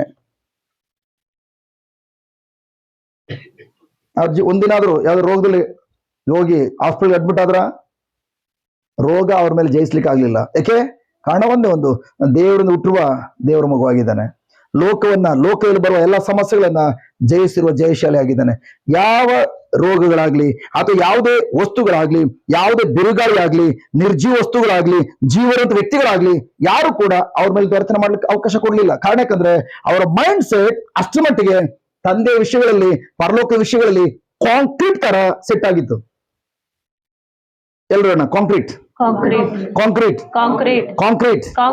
ಬ್ಯೂಟಿಫುಲ್. ನನ್ನ ಪ್ರಿಯ ಸಹೋದರಿ price be to god, thank god, ಇದು ಕಾಂಕ್ರೀಟ್ ನೆಲ, ಕರೆಕ್ಟ್? ಅದ್ರ ಮೇಲೆ ಟೈಲ್ಸ್ ಹಾಕಿದಾರ. ಬಟ್ ನನ್ನ ಪ್ರಶ್ನೆ ಹೇಳ್ತಿದ್ರೆ, ಥ್ಯಾಂಕ್ ಗಾಡ್ ಟೈಲ್ಸ್ ತೆಗೆದ್ಬಿಡಿ. ಕೊನೆ ನೀವು ಹೇಳ್ಬೋದು, ಈ ಟೈಲ್ಸ್ ಭಾರ ನಮ್ಮ ಭಾರವನ್ನು ಹೊತ್ಕೊಳ್ಬಹುದು ಅಂತೇಳಿ ನೀವು ನಂಬೋದು. ಗಾರೆ ನೆಲ ಇದೆ, ಕಾಂಕ್ರೀಟ್ ನೆಲ ಇದೆ. ಓಕೆ, ಕಾಂಕ್ರೀಟ್ ಇಲ್ಲ RCC ಅದೇ ತರ ಕಾಂಕ್ರೀಟ್ ನೆಲ ಇದೆ. ಬಟ್ ಇವತ್ತು ನೀವು ಕಾಂಕ್ರೀಟ್ ಹಾಕ್ಸಿದ್ರಿ, ಯಾರು ಗಾರೆ ಕರೆಸಿ ಇವತ್ತು ನಿಮ್ಮ ಮನೆ ಮುಂದೆ ಕಾಂಕ್ರೀಟ್ ನೆಲ ಹಾಕ್ಸಿದ್ರಿ, ಗಟ್ಟಿ ಕಬ್ಬಣ ಹಾಕಿ ಅದ್ರ ಮೇಲೆ ಅದರಲ್ಲಿ ಸಿಮೆಂಟ್ ಜೆಲ್ಲಿ ಎಲ್ಲ ಹಾಕಿ ಥ್ಯಾಂಕ್ ಗಾಡ್ ಒಳ್ಳೆ ದೊಡ್ಡ ಪ್ಲಾಟ್ಫಾರ್ಮ್ ರೆಡಿ ಮಾಡಿದಿರಿ. ಬಟ್ ಅವನ್ನೆಲ್ಲ ಮೇಡಮ್ ನೋಡಿ ಒಂದ್ಸರಿ ಚೆಕ್ ಮಾಡ್ಕೊಳ್ಳಿ, ಎಲ್ಲ ಕರೆಕ್ಟ್ ಮಾಡಿದ್ದೇನೆ. ಗಾರೆಯವರು ಹೋದ್ರು, ದುಡ್ಡು ಕೊಟ್ಟರು ಹೋದ್ರು. ಬಟ್ ಅವ್ರು ಹೋದ್ಮೇಲೆ ಪ್ಲೇಸ್ ಬಿಟ್ಟು ಗಾಡ್ ರಾತ್ರಿ ನೀವೆಲ್ಲ ಥ್ಯಾಂಕ್ ಗಾಡ್ ಸುತ್ತ ಯಾವ ದನಗಳು ಪ್ರಾಣಿಗಳು ಬರ್ಬಾರ್ದು ಅಂತೇಳಿ ಸುತ್ತ ಎಲ್ಲ ಬ್ಯಾಂಬು ಕಟ್ಟಿ, ಸುತ್ತ ಬಟ್ಟೆ ಗಿಟ್ಟೆ ಕಟ್ಟಿ ಸೇಫ್ ಮಾಡ್ಕೊಂಡಿದ್ದೀರಿ. ಅದಾದ್ಮೇಲೆ price be to god thank god ಬೆಳಿಗ್ಗೆ ನೋಡ್ತಾ ಇದ್ದೀರಿ, ಮೈ ಗಾಡ್ ಅಲ್ಲಿ ಬೆಕ್ಕಿನ ಹೆಜ್ಜೆ ಗುರುತು ಬಿದ್ದಿದೆ. ಅದ್ರ ಅರ್ಥ ನಿಮ್ಗೆ ಗೊತ್ತು, ಸಮಥಿಂಗ್ ಯಾರೋ ಒಬ್ರು 4 ಕಾಲಿನ ವ್ಯಕ್ತಿ ಓಡಾಗಿದ್ದಾರೆ. ಯಾರು? ಯಾರ ಹೆಜ್ಜೆ ಅದು? ಬೆಕ್ಕಿನ ಹೆಜ್ಜೆ. ಯಾರು ಹೋಗಿದ್ದಾರೆ ಅಂತ ಹೇಳಿದ್ರ ಅರ್ಥ? ಬೆಕ್ಕೋಗಿದೆ ಎಂಬುದಾಗಿ. ಕರೆಕ್ಟ್. ಈಗ ನನ್ನ ಪ್ರಶ್ನೆ, ಸೊ ಬೆಕ್ಕೋಗಿದೆ, ಬೆಕ್ಕಿನ ಹೆಜ್ಜೆ ಗುರುತುಗಳು ಅದ್ರಲ್ಲಿ ಬಿದ್ದಿದೆ. ಕರೆಕ್ಟಾ? ನನ್ನ ಪ್ರಿಯ ಸಹೋದರಿ, ಪ್ರೈಸ್ ಬಿಡಿ ಗಾಡ್, ಅದೇ ಕಾಂಕ್ರೀಟ್, ಥ್ಯಾಂಕ್ ಗಾಡ್, ಸುಮಾರು 2 ತಿಂಗಳು ಅಥವಾ 3 ತಿಂಗಳು ಆದ್ಮೇಲೆ, ಮೈ ಗಾಡ್, ಅದ್ರ ಮೇಲೆ ನೀವು ಥ್ಯಾಂಕ್ ಗಾಡ್ ಸುತ್ತಂತೂ ಏನೂ ಕಟ್ಟಿರೋದಿಲ್ಲ. 2-3 ತಿಂಗಳಾದ್ಮೇಲೆ ಸುತ್ತ ಕಟ್ಟಿರ್ತೀರಾ ಪ್ರಾಣಿಗಳು ಬರ್ಬಾರ್ದು ಅಂತೇಳಿ? ಇಲ್ಲ, ಸುತ್ತಮುತ್ತ ಇರೋದನ್ನೆಲ್ಲ ತೆಗೆದಾಕಿದಿರಿ. ರಾತ್ರಿ ನಿಮ್ ಪಕ್ಕದಲ್ಲಿ ಕಾಡಿದೆ, ಕಾಡಿನಲ್ಲಿ ಆನೆ ನಿಮ್ ಮನೆ ಮುಂದೆ ಬಂದು ಏನು ಗಿಡಗಳು ತಿನ್ಕೊಂಡು, ಆನೆನು ಕೂಡ ಗಾರೆ ಮೇಲೆ ನಡ್ಕೊಂಡು ಹೋಗಿದೆ, ಕಾಂಕ್ರೀಟ್ ಮೇಲೆ. ಆನೆ ಹೆಜ್ಜೆ ಗುರುತು ಬೀಳ್ತದ? ಇಲ್ಲ. ಸಣ್ಣ ಬೆಕ್ಕಿನ ಮರಿ, ಇನ್ನೊಂದು ಬೃಹತ್ಕಾರದ ದೇಹವನ್ನು ಹೊಂದಿರುವಂತ ಆನೆ ಮರಿ ಅಲ್ಲ, ದೊಡ್ಡ ಆನೆ. ಬಟ್ ಪ್ಲೀಸ್ ಬಿಡಿ ಗಾಡ್, ನನ್ನ ಪ್ರಶ್ನೆ ಅಂತಂದ್ರೆ, ಬೆಕ್ಕಿನ ಮರಿಯ ಹೆಜ್ಜೆ ಗುರುತು ಬಿದ್ದಿದೆ, ಬಟ್ ಆನೆ, ಅಷ್ಟು ದೊಡ್ಡ ಗಾತ್ರದ ಭಾರ ಇರುವಂತ ಆನೆಯ ಹೆಜ್ಜೆ ಗುರುತು ಬಿದ್ದಿಲ್ಲ. ಅದ್ರ ಅರ್ಥ ನೀವು ಜಸ್ಟ್ ನಂಬಿದಿರಿ, ಥ್ಯಾಂಕ್ ಗಾಡ್, ಆನೆಯ ಗಾತ್ರಕ್ಕಿಂತ, ಆನೆಯ ತೂಕಕ್ಕಿಂತ ಬೆಕ್ಕಿನ ತೂಕ ತುಂಬಾ ಹೆಚ್ಚು, ಅದಕ್ಕೋಸ್ಕರ ಬೆಕ್ಕಿನ ಹೆಜ್ಜೆ ಗುರುತು ಬಿದ್ದಿದೆ ಎಂಬುದಾಗಿ. ಹೌದಾ? ಇಲ್ಲ. ಬಟ್ ಯಾಕೆ ಬೆಕ್ಕಿನ ಗುರುತಿನ ಹೆಜ್ಜೆ ಬಿದ್ದಿದೆ, ಆನೆ ಗುರುತಿನ ಹೆಜ್ಜೆ ಬಿದ್ದಿಲ್ಲ? ಅಷ್ಟು ದೊಡ್ಡ ದೇಹವನ್ನು ಹೊಂದಿದ್ರು ಕೂಡ.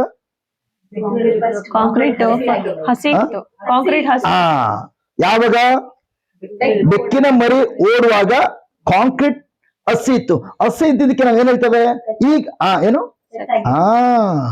ಸೆಟ್ ಆಗಿರ್ಲಿಲ್ಲ.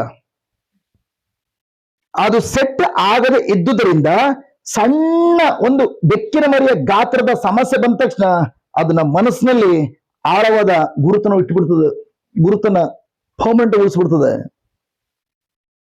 ಬಟ್ ಇವತ್ತು ಕಾಂಕ್ರೀಟ್ ಸೆಟ್ ಆಗಿರೋದ್ರಿಂದ, ಪ್ರೈಸ್ ಬಿಡಿ ಗಾಡ್, ಯಾವುದಕ್ಕೆ ಅನುಗುಣ ಸೆಟ್ ಆಗಿರುವಂತದ್ದು, ಅದ್ರಲ್ಲಿ ಏನೆಲ್ಲ ಬಳಸಲಾಗಿದೆ, ಕಬ್ಬಿಣ, ಸಿಮೆಂಟು, ಮರಳು, ಈವನ್ ಜಸ್ಟ್ ಜಲ್ಲಿಕಲ್ಲು, ಜಸ್ಟ್ ಟ್ಯಾಂಕ್, ಅದಕ್ಕೆ ಲಿಕ್ವಿಡ್ ಎಲ್ಲ ಒಟ್ಟಿಗೆ ಸೇರಿ ಮಿಕ್ಸ್ ಮಾಡಿ ಹಾಕಿದ್ರಿ. ಬಟ್ ಅದು ಇನ್ನೂ ಸೆಟ್ ಆಗಿರಲಿಲ್ಲ. ಅದಕ್ಕೋಸ್ಕರ ಜಸ್ಟ್ ಒಂದು ಸಣ್ಣ ಬೆಕ್ಕಿನ ಮರಿ ಹೋಗಿದ್ದಕ್ಕೆ ಗುರುತು ಅಚ್ಚಳಿದು ಉಳ್ಕೊಂಡಿದೆ. ಬಟ್ ಈಗ ಅದು 2 ತಿಂಗಳಾದ್ಮೇಲೆ ಫುಲ್ ಸೆಟ್ ಆಗಿದೆ. ಎಲ್ಲ ಐಟಮ್ಸ್ ಒಟ್ಟಿಗೆ ಸೇರಿ ಸೆಟ್ ಆಗಿರೋದ್ರಿಂದ, ಪ್ರೈಸ್ ಗಾಡ್, ಇವತ್ತು ಆನೆಯ ಗಾತ್ರ ದೊಡ್ಡ ಸಮಸ್ಯೆ ಅದ್ರ ಮೇಲೆ ಬಂದ್ರೂ ಕೂಡ ಇವನ್ ಅದು ಬಂದಿದೆ ಎಂಬುದಾಗಿ ಯಾವುದೇ ಮಾರ್ಕ್ ಕೊಡು ಹೆಜ್ಜೆ ಗುರುತು ಕೂಡ ಇಲ್ಲ. ನಾನು ಏನ್ ಹೇಳ್ತೇನೆ ಅಂತಂದ್ರೆ, ನನ್ನ ಪ್ರಿಯ ಸಹೋದರಿಯರೇ, ಥ್ಯಾಂಕ್ ಗಾಡ್, ನಮ್ಮ ಜೀವನದಲ್ಲಿ, price be to god, thank god, ನಮಗೆ ಬೇಡದೆ ಇರುವಂತ ಕಾರ್ಯಗಳು ನಮ್ಮ ಮನಸ್ಸಿನಲ್ಲಿ ಯಾಕೆ ಇವತ್ತು ಸೆಟ್ ಆಗ್ಬಿಟ್ಟಿದೆ?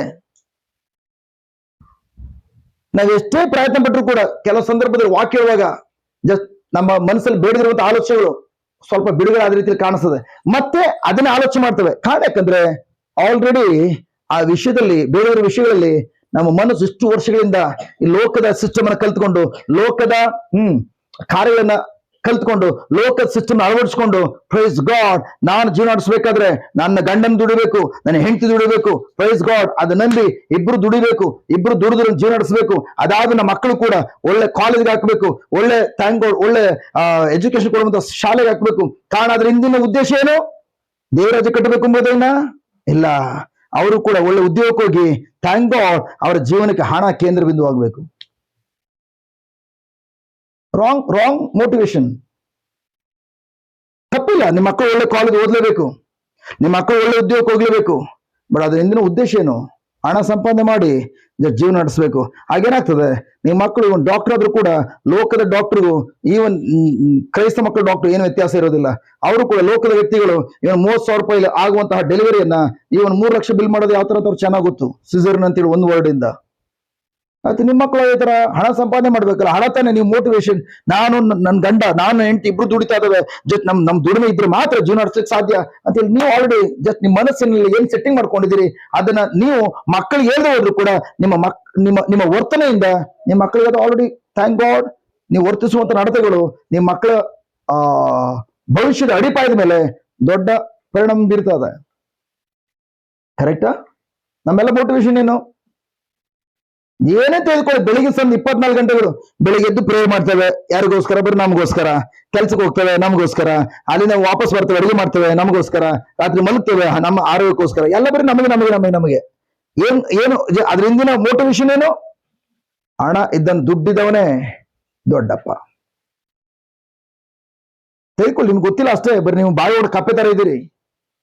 ಎಷ್ಟು ದೊಡ್ಡ ವ್ಯಕ್ತಿಗಳು ಪ್ರೈಸ್ ಈಗಲೂ ಕೂಡ ಕೆಲವು 3-4 ವಾರಗಳ ಹಿಂದೆ ಒಂದು ದೊಡ್ಡ ವ್ಯಕ್ತಿ, ಡೈರೆಕ್ಟರ್, ಆಕ್ಟರ್ ಎಲ್ಲ ಅಂತ ವ್ಯಕ್ತಿ ಜಸ್ಟ್ ಸತ್ತು ಆತ್ಮಹತ್ಯೆ ಮಾಡ್ಕೊಂಡು 4 ದಿನ ಆದ್ಮೇಲೆ ಸ್ಮೆಲ್ ಬಂದಾಗ ಗೊತ್ತಾಯ್ತು ಆ ವ್ಯಕ್ತಿಯಲ್ಲಿ ಆತ್ಮಹತ್ಯೆ ಮಾಡ್ಕೊಂಡಿದ್ದಾನೆ ಎಂಬುದಾಗಿ. ಹಲೋ, ದುಡ್ಡಿರೋ ವ್ಯಕ್ತಿಗಳು, ಹಿಂದೆ ಕೋಟೆ ಅಂತ ದುಡ್ಡು ನೋಡುವಂತ ವ್ಯಕ್ತಿಗಳು, ನಾನು ಇಷ್ಟೇ ಕೊಡ್ಬಲ್ಲ, ಕೋಟೆ ಅಂತ ವ್ಯಕ್ತಿಗಳು. Praise God. ಎಷ್ಟು ಮಂದಿ ನದಿಗೆ ಹಾರಿದ್ದಾರೆ, ಎಷ್ಟು ಮಂದಿ ಆತ್ಮಹತ್ಯೆ ಮಾಡ್ಕೊಂಡಿದ್ದಾರೆ, ಎಷ್ಟು ಮಂದಿ ಓದೋರು ಎಲ್ಲಿ ಹೋಗಿದೆ ಅಂತ ಗೊತ್ತಿಲ್ಲ.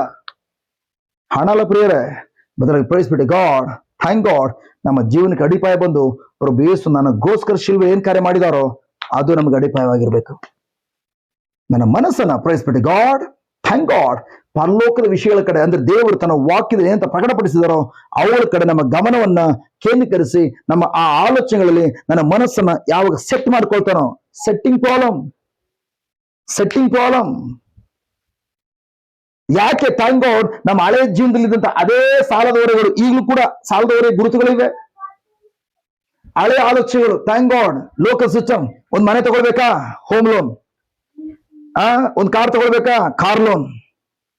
ಒಂದ್ ಮಕ್ಳಿಗೆ ಒಳ್ಳೆ ಎಜುಕೇಶನ್ ಮಾಡಿಸ್ಬೇಕಾ, ಏನು ಎಜುಕೇಶನ್ ಲೋನ್. ಅದಾದ್ಮೇಲೆ ಥ್ಯಾಂಕ್ ಗಾಡ್, ಮದುವೆ ಮಾಡ್ಕೊಳ್ಬೇಕಾ, ಮ್ಯಾರೇಜ್ ಲೋನ್. ಅದಾದ್ಮೇಲೆ ಮಕ್ಕಳು ಹುಡ್ಸ್ಬೇಕಾ, ಮಕ್ಕಳ ಲೋನ್. ಇನ್ ಬರ್ತದ ಅದುವೆ. ಯಾಕಂದ್ರೆ ಈಗ ಮಕ್ಕಳು ಮದುವೆ ಆದ ತಕ್ಷಣ ಜಸ್ಟ್ ಎಲ್ಲ ಬ್ಯಾಂಕರ್ ಇರೋದೆಲ್ಲ ಕಾಯ್ತಾ ಇರ್ತಾರೆ, ನಿಮ್ ಸಮಸ್ಯೆಗಳನ್ನ ಕಾಯ್ತಾ ಇರ್ತಾರೆ. ಅದಕ್ಕೆ ಕಾರ್ ತಗೊಳಕಾಗಲ್ವಾ, ₹1 ಕಟ್ಬಿಟ್ಟು ದೀಪಾವಳಿಲಿ ಅಡ್ವರ್ಟೈಸ್, ₹1 ಕಟ್ಬಿಟ್ಟು ಕಾರ್ನ ಮನೆ ತಗೊಂಡೋಗಿ. ಅದಾದ್ಮೇಲೆ ಜಸ್ಟ್ ನಿಮ್ಮ ಅಲ್ಪ ಸ್ವಲ್ಪ ದುಡ್ಡು ಸೇರಿಸಿಟ್ಟಿದಿರಲ್ಲ, ಒಂದ್ 5-6 ತಿಂಗಳು ಇನ್ಸ್ಟಾಲ್ಮೆಂಟ್ ಕಟ್ಟಿ, 7ನೇ ತಿಂಗಳು ಕಟ್ಲಿಲ್ವೋ ಪರವಾಗಿಲ್ಲ, 8 ತಿಂಗಳು ಕಟ್ಲಿಲ್ವೋ ಪರವಾಗಿಲ್ಲ, ಕಟ್ಲೇಬೇಡಿ, 9 ತಿಂಗಳು ಕಟ್ಲಿಲ್ವಾ ನೀವು ಕಟ್ಟಿರೋದೆಲ್ಲ ವಜೆ ಮಾಡ್ಕೊಂಡು ಕಾರ್ನ ಎತ್ಕೊಂಡು ನಾವು ಶೋರೂಮ್ ತಂದು ಇಟ್ಕೊಳ್ತೀವಿ. ₹1 ಕಟ್ಬಿಟ್ಟು ಕಾರ್ ತಗೊಂಡೋಗಿ ಎಲ್ಲ ಲೋನ್. ಅದಕ್ಕೋಸ್ಕರ ಈಗಲೂ ಅಷ್ಟೇ ಮದುವೆ ಮಾಡ್ಕೊಂಡು ಏನ್ ಮಾಡ್ತಾರೆ, ಯಾಕೆ ಇನ್ನು ಜಸ್ಟ್ ಯಾಕೆ 1 ವರ್ಷ 2 ವರ್ಷ ಆಯ್ತು ಮಗು ಆಗಿಲ್ಲ ನಿಮಗೆ? ಇಲ್ಲ ಬ್ರದರ್, ನಾವೇ ಫ್ಯಾಮಿಲಿ ಪ್ಲಾನಿಂಗ್ ಮಾಡ್ಕೊಂಡಿದ್ದೇವೆ, ಯಾಕೆ ನಾವು ಇಬ್ರು ಇನ್ನೂ ಸೆಟ್ಲ್ ಆಗಿಲ್ಲ ಬ್ರದರ್. ಅದಕ್ಕೋಸ್ಕರ 4-5 ವರ್ಷ ನಾವು ಸೆಟ್ಲ್ ಆಯ್ತೇವೆ, ಆಮೇಲೆ ನಾವು ಮಗು ಮಾಡ್ಕೊಳ್ತೇವೆ. ಗುಡ್. ಅದಕ್ಕೆ ಈಗ ಬ್ಯಾಂಕರ್ ಏನ್ ಮಾಡ್ತಾರೆ, ನೀವೇನ್ 4-5 ವರ್ಷ ಆದ್ಮೇಲೆ ಸೆಟ್ಲ್ ಮಾಡಿ ಇಷ್ಟು ದುಡ್ಡು ರೆಡಿ ಮಾಡ್ಕೊಳ್ಬೇಕು ಅನ್ಕೊಂಡಿದ್ರಲ್ಲ ಫಸ್ಟ್, ಅದಕ್ಕೋಸ್ಕರ ನೀವು ಭಯಪಡಂಗಿಲ್ಲ, ಅಷ್ಟು ದುಡ್ಡು ನಾವು ಲೋನೇ ಕೊಡ್ತೇವೆ, ನೀವು ಮಗು ಮಾಡ್ಕೊಳ್ಳಿ. ನಮ್ಮ ಜೀವನ ಪೂರ್ತಿ ನೀವು ಮಗು ಓದಿಸ್ಬಿಟ್ಟು ಮಗು ನೀವು ಎಲ್ಲ ಸೇರಿಸಿ ಸಾಲ ತೀರಿಸಿ. ಹಲೋ, ಇವತ್ತು ಅದೇ ತನ ಆಗ್ತಿರುವಂಥದ್ದು. ಇದು ಲೋಕಲ್ ಸಿಸ್ಟಮ್. ಬಟ್ ಆದ್ರೂ ಕೂಡ ಕ್ರೈಸ್ತ ಮಕ್ಕಳ ಸಿಸ್ಟಮ್ ಅಳವಡಿಸ್ಕೊಳ್ತದೆ ಇವತ್ತು. ಪ್ಲೀಸ್, ಯಾಕಂದ್ರೆ ಪ್ರಿಯರೇ, ನಾವು ಈಗ ಈ ಲೋಕದಲ್ಲಿ ಹುಟ್ಟಿದ ಅಂದಿನಿಂದ ಇವತ್ತಿನವರೆಗೂ ನಮ್ಮ ಮನಸ್ಸನ್ನ ಲೋಕದ ಸಿಸ್ಟಮ್ಗೆ ಸೆಟ್ ಮಾಡ್ಕೊಂಡಿದ್ದೇವೆ. ಫಸ್ಟ್ ನೀವು ದೇವರ ವಾಕ್ಯ ತಿಳ್ಕೊಂಡಾಗ ಯಾಕೆ ಒಂದ್ಸಲ 1 ವರ್ಷ ಆಯ್ತು 2 ವರ್ಷ ಆಯ್ತು ನಿಮ್ಮ ಸೆಟ್ಟಿಂಗ್ ಚೇಂಜ್ ಆಗ್ತಿಲ್ಲ ಅಂತಂದ್ರೆ ನೀವು ಎಷ್ಟೋ ಚೇಂಜ್ ಮಾಡ್ಕೊಂಡು ಪ್ರಯತ್ನ ಪಡ್ತಾ ಇದ್ರಿ. ನನ್ನ ಪ್ರಿಯ ಸಹೋದರ, ವೆರಿ ವೆರಿ ಇಂಪಾರ್ಟೆಂಟ್. ಕೇಳಿಸ್ಕೊಳ್ಳಿ, ವೆರಿ ಇಂಪಾರ್ಟೆಂಟ್. ಕಾಂಕ್ರೀಟ್ ಹಾಕ ಸುಲಭನ, ಕಾಂಕ್ರೀಟ್ ಆದ್ಮೇಲೆ ಒಂದು 5 ವರ್ಷ 10 ವರ್ಷ 20 ವರ್ಷ ಆದ್ಮೇಲೆ ಕಾಂಕ್ರೀಟ್ ಒಡೆಯ ಸುಲಭನ? ಹಾಕ ಸುಲಭ, ಹೊಡಿಬೇಕಾದ್ರೆ ಮೈ ಗಾಡ್ ಚಾಣ ಸುತ್ತಿ ತಗೊಳ್ಬೇಕು, ಇಲ್ಲ ಜಸ್ಟ್ ಮೆಷಿನ್ ತರಬೇಕು, ಕಡಗಡ. ಕರೆಕ್ಟಾ? ಕಷ್ಟ. In the same way praise be to God, ನೀವು ದೇವರ ವಾಕ್ಯದ ಮೂಲಕ ನೀವು ಮನಸ್ಸನ್ನ ಕಾಂಕ್ರೀಟ್ ಮಾಡ್ಕೊಂಡು ತುಂಬಾ ಸುಲಭ. ಬಟ್ ಸುಲಭ ಆಗ್ಬೇಕಾದ್ರೆ ಹಳೆಯ ಕಾಂಕ್ರೀಟ್ ಮೇಲೆ ಇದು ಹಾಕಿದ್ರೆ ಏನು ಪ್ರಯೋಜನ ಇಲ್ಲ. ಹಳೆಯ ಕಾಂಕ್ರೀಟ್ 30 ವರ್ಷ 40 ವರ್ಷದಿಂದ ಲೋಕಕ್ಕೆ ಅನುಗುಣವಾಗಿ ಕಾಂಕ್ರೀಟ್ ತರ ಯಾವುದೆಲ್ಲ ಸಿಸ್ಟಮ್ಗಳನ್ನ ಸೆಟ್ ಮಾಡ್ಕೊಂಡಿದೀವೋ ಆ ಸೆಟ್ಟಿಂಗ್ ಅನ್ನ ಹೊಡಿಬೇಕಾದ್ರೆ, ಆ ಕಾಂಕ್ರೀಟ್ ಹೊಡಿಬೇಕಾದ್ರೆ ಭಯ ಬೀಳ್ತದೆ. ದೇವರ ವಾಕ್ಯ ಬಂದು ಬಂಡೆಕಲ್ನ ಪುಡಿ ಮಾಡೋ ಸುತ್ತಿಗೆ ಸಮಾನ. ಆ ವಾಕ್ಯ ತೆಗೆದುಕೊಂಡು ನೀವು ಕುತ್ಕೊಂಡು ಹೇಳ್ತಾರೆ. ಯಾಕೆ ಕೆಲವರು ಹೇಳ್ತಾರೆ, ಬ್ರದರ್ ಎಷ್ಟು ವಾಕ್ಯದ ಕೂಡ ಆಲೋಚನೆ ಬಿಟ್ಟು ಹೋಗ್ತಾ ಇಲ್ಲ. ಯಾಕೆ ಬಿಟ್ಟು ಹೋಗ್ತಾ ಇಲ್ಲ? ಅಷ್ಟು ವರ್ಷ ಸೆಟ್ ಆಗ್ಬಿಟ್ಟಿದೆ. ಆ ಸೆಟ್ಟಿಂಗ್ ಹೊಡಿಬೇಕಾದ್ರೆ ನೀವು 5 ನಿಮಿಷ 10 ನಿಮಿಷ ಅರ್ಧ ಗಂಟೆ ಕುತ್ಕೊಂಡ್ರೆ ಸಾಧ್ಯ ಇಲ್ಲ. ಆ ವಾಕ್ಯ ತೆಗೆದುಕೊಂಡು ವಾಕ್ಯ ಸುತ್ತಿಗೆ ಪೋಷಿಸಿಕೊಂಡು ನಿಮ್ಮ ಮನಸ್ಸಿನಲ್ಲಿ ಈಗಾಗಲೇ ಕಾಂಕ್ರೀಟ್ ತರ ಸೆಟ್ ಆಗಿರುವಂತಹ ಲೋಕಲ್ ಸಿಸ್ಟಮ್ ಅನ್ನ ಹೊಡೆದು ಫಾಸ್ಟ್ ಅದನ್ನ ನಾಶಗೊಳಿಸ್ಲಿಕ್ಕೆ ಹೆಚ್ಚಿನ ಸಮಯ ಕಾಲ ಕಳಿಬೇಕು. ಅದಾದ್ಮೇಲೆ ದೇವರ ವಾಕ್ಯ ಮೂಲಕ ಥ್ಯಾಂಕ್ ಗಾಡ್ ನೆಕ್ಸ್ಟ್ ಟೈಮ್ ಅದೇ ವಾಕ್ಯನ ಪದೇ ಹೇಳುವಾಗ, ಆ ವಾಕ್ಯ ಧ್ಯಾನಿಸುವಾಗ ನೀವು ಹೊಡಿತಲ್ಲ, ಬದಲಾಗಿ ಈಗ ಹೊಸ ಕಾಂಕ್ರೀಟ್ ನ ಜಸ್ಟ್ ನೀವು ಪ್ಲಾಟ್ಫಾರ್ಮ್ ರೆಡಿ ಮಾಡ್ತಾ ಇದ್ದೀರಿ.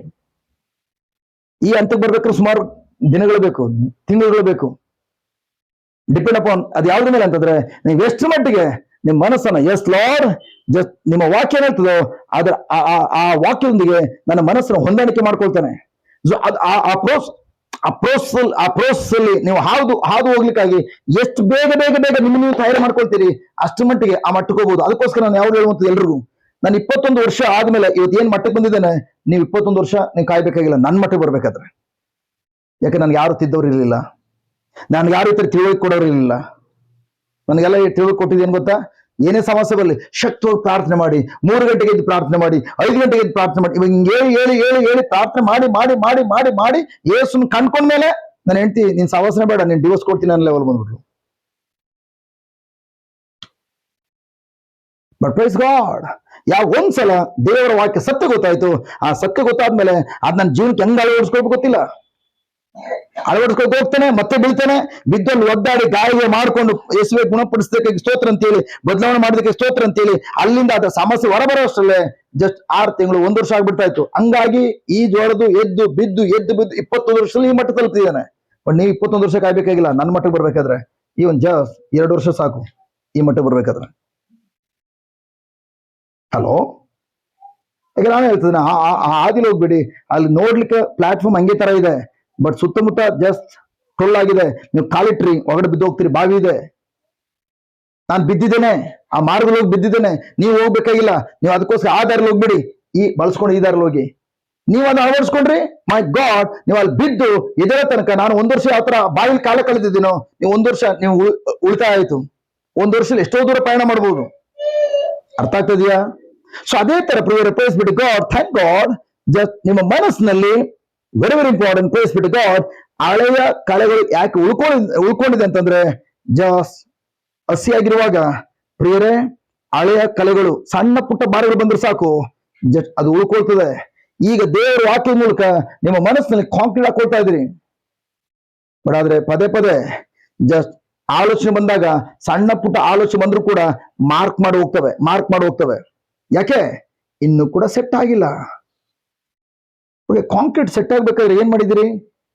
ಮೊದಲನೇ ದಿನದಲ್ಲಿ ಈವನ್ ಬೆಕ್ಕಿನ ಮರಿ ಹೋಯ್ತು, ಗುರುತು ಬಿದ್ದು ಬಿಟ್ಟಿದೆ. ಬಟ್ ಅದೇ 2 ತಿಂಗಳು 3 ತಿಂಗಳು ಕಳೆದ ಮೇಲೆ ಆನೆ ಹೋದ್ರು ಕೂಡ ಗುರುತು ಬಿದ್ದಿಲ್ಲ. ಬಟ್ ಮಧ್ಯದಲ್ಲಿ ಸೆಟ್ ಆಗಿದೆ. ಈಗ ಕರೆಕ್ಟ್ ಸೆಟ್ ಆಗಿದೆ. ಸೆಟ್ ಆಗ್ಲಿಕ್ಕೆ ಏನ್ ಮಾಡಿದ್ರಿ ನೀವು? ಬ್ರದರ್ ಕರ್ಕೊಂಡ್ ಪ್ರೇ ಮಾಡಿಸಿದ್ರಿ. ಬ್ರದರ್ ನಮ್ಮ ಮನೆ ಮುಂದೆ ಇದು ಹಸಿ ಗಾರೆ ಹಾಕಿದ್ದೇವೆ, ಬಟ್ ಬ್ರದರ್ ನೀವು ಬಂದು ಕಾಂಕ್ರೀಟ್ ಹಾಕಿದ್ರೆ ಒಂದ್ ಸ್ವಲ್ಪ ಪ್ರೇ ಮಾಡ್ಬಿಡಿ, ಅಲ್ಲಿಂದನೇ ಅಗ್ನಿ ಅಭಿಷೇಕ ಇಳಿದು ಬಂದು ಮೈ ಗಾಡ್ ಅಗ್ನಿಯಿಂದ ಅದೆಲ್ಲ ಸೆಟ್ ಆಗ್ಬಿಡ್ಬೇಕು. ಈ ರೀತಿನ ನೀವೇನು ಮಾಡಿಲ್ಲ. ಥ್ಯಾಂಕ್ ಗಾಡ್, ದಿನಕ್ಕೆ 1-2 ಸಲನೋ ಅಥವಾ ಮ್ಯಾಕ್ಸಿಮಮ್ 3 ಸಲನೋ ಥ್ಯಾಂಕ್ ಗಾಡ್, ಅದು ಕೂಡ ತಂಪಾದ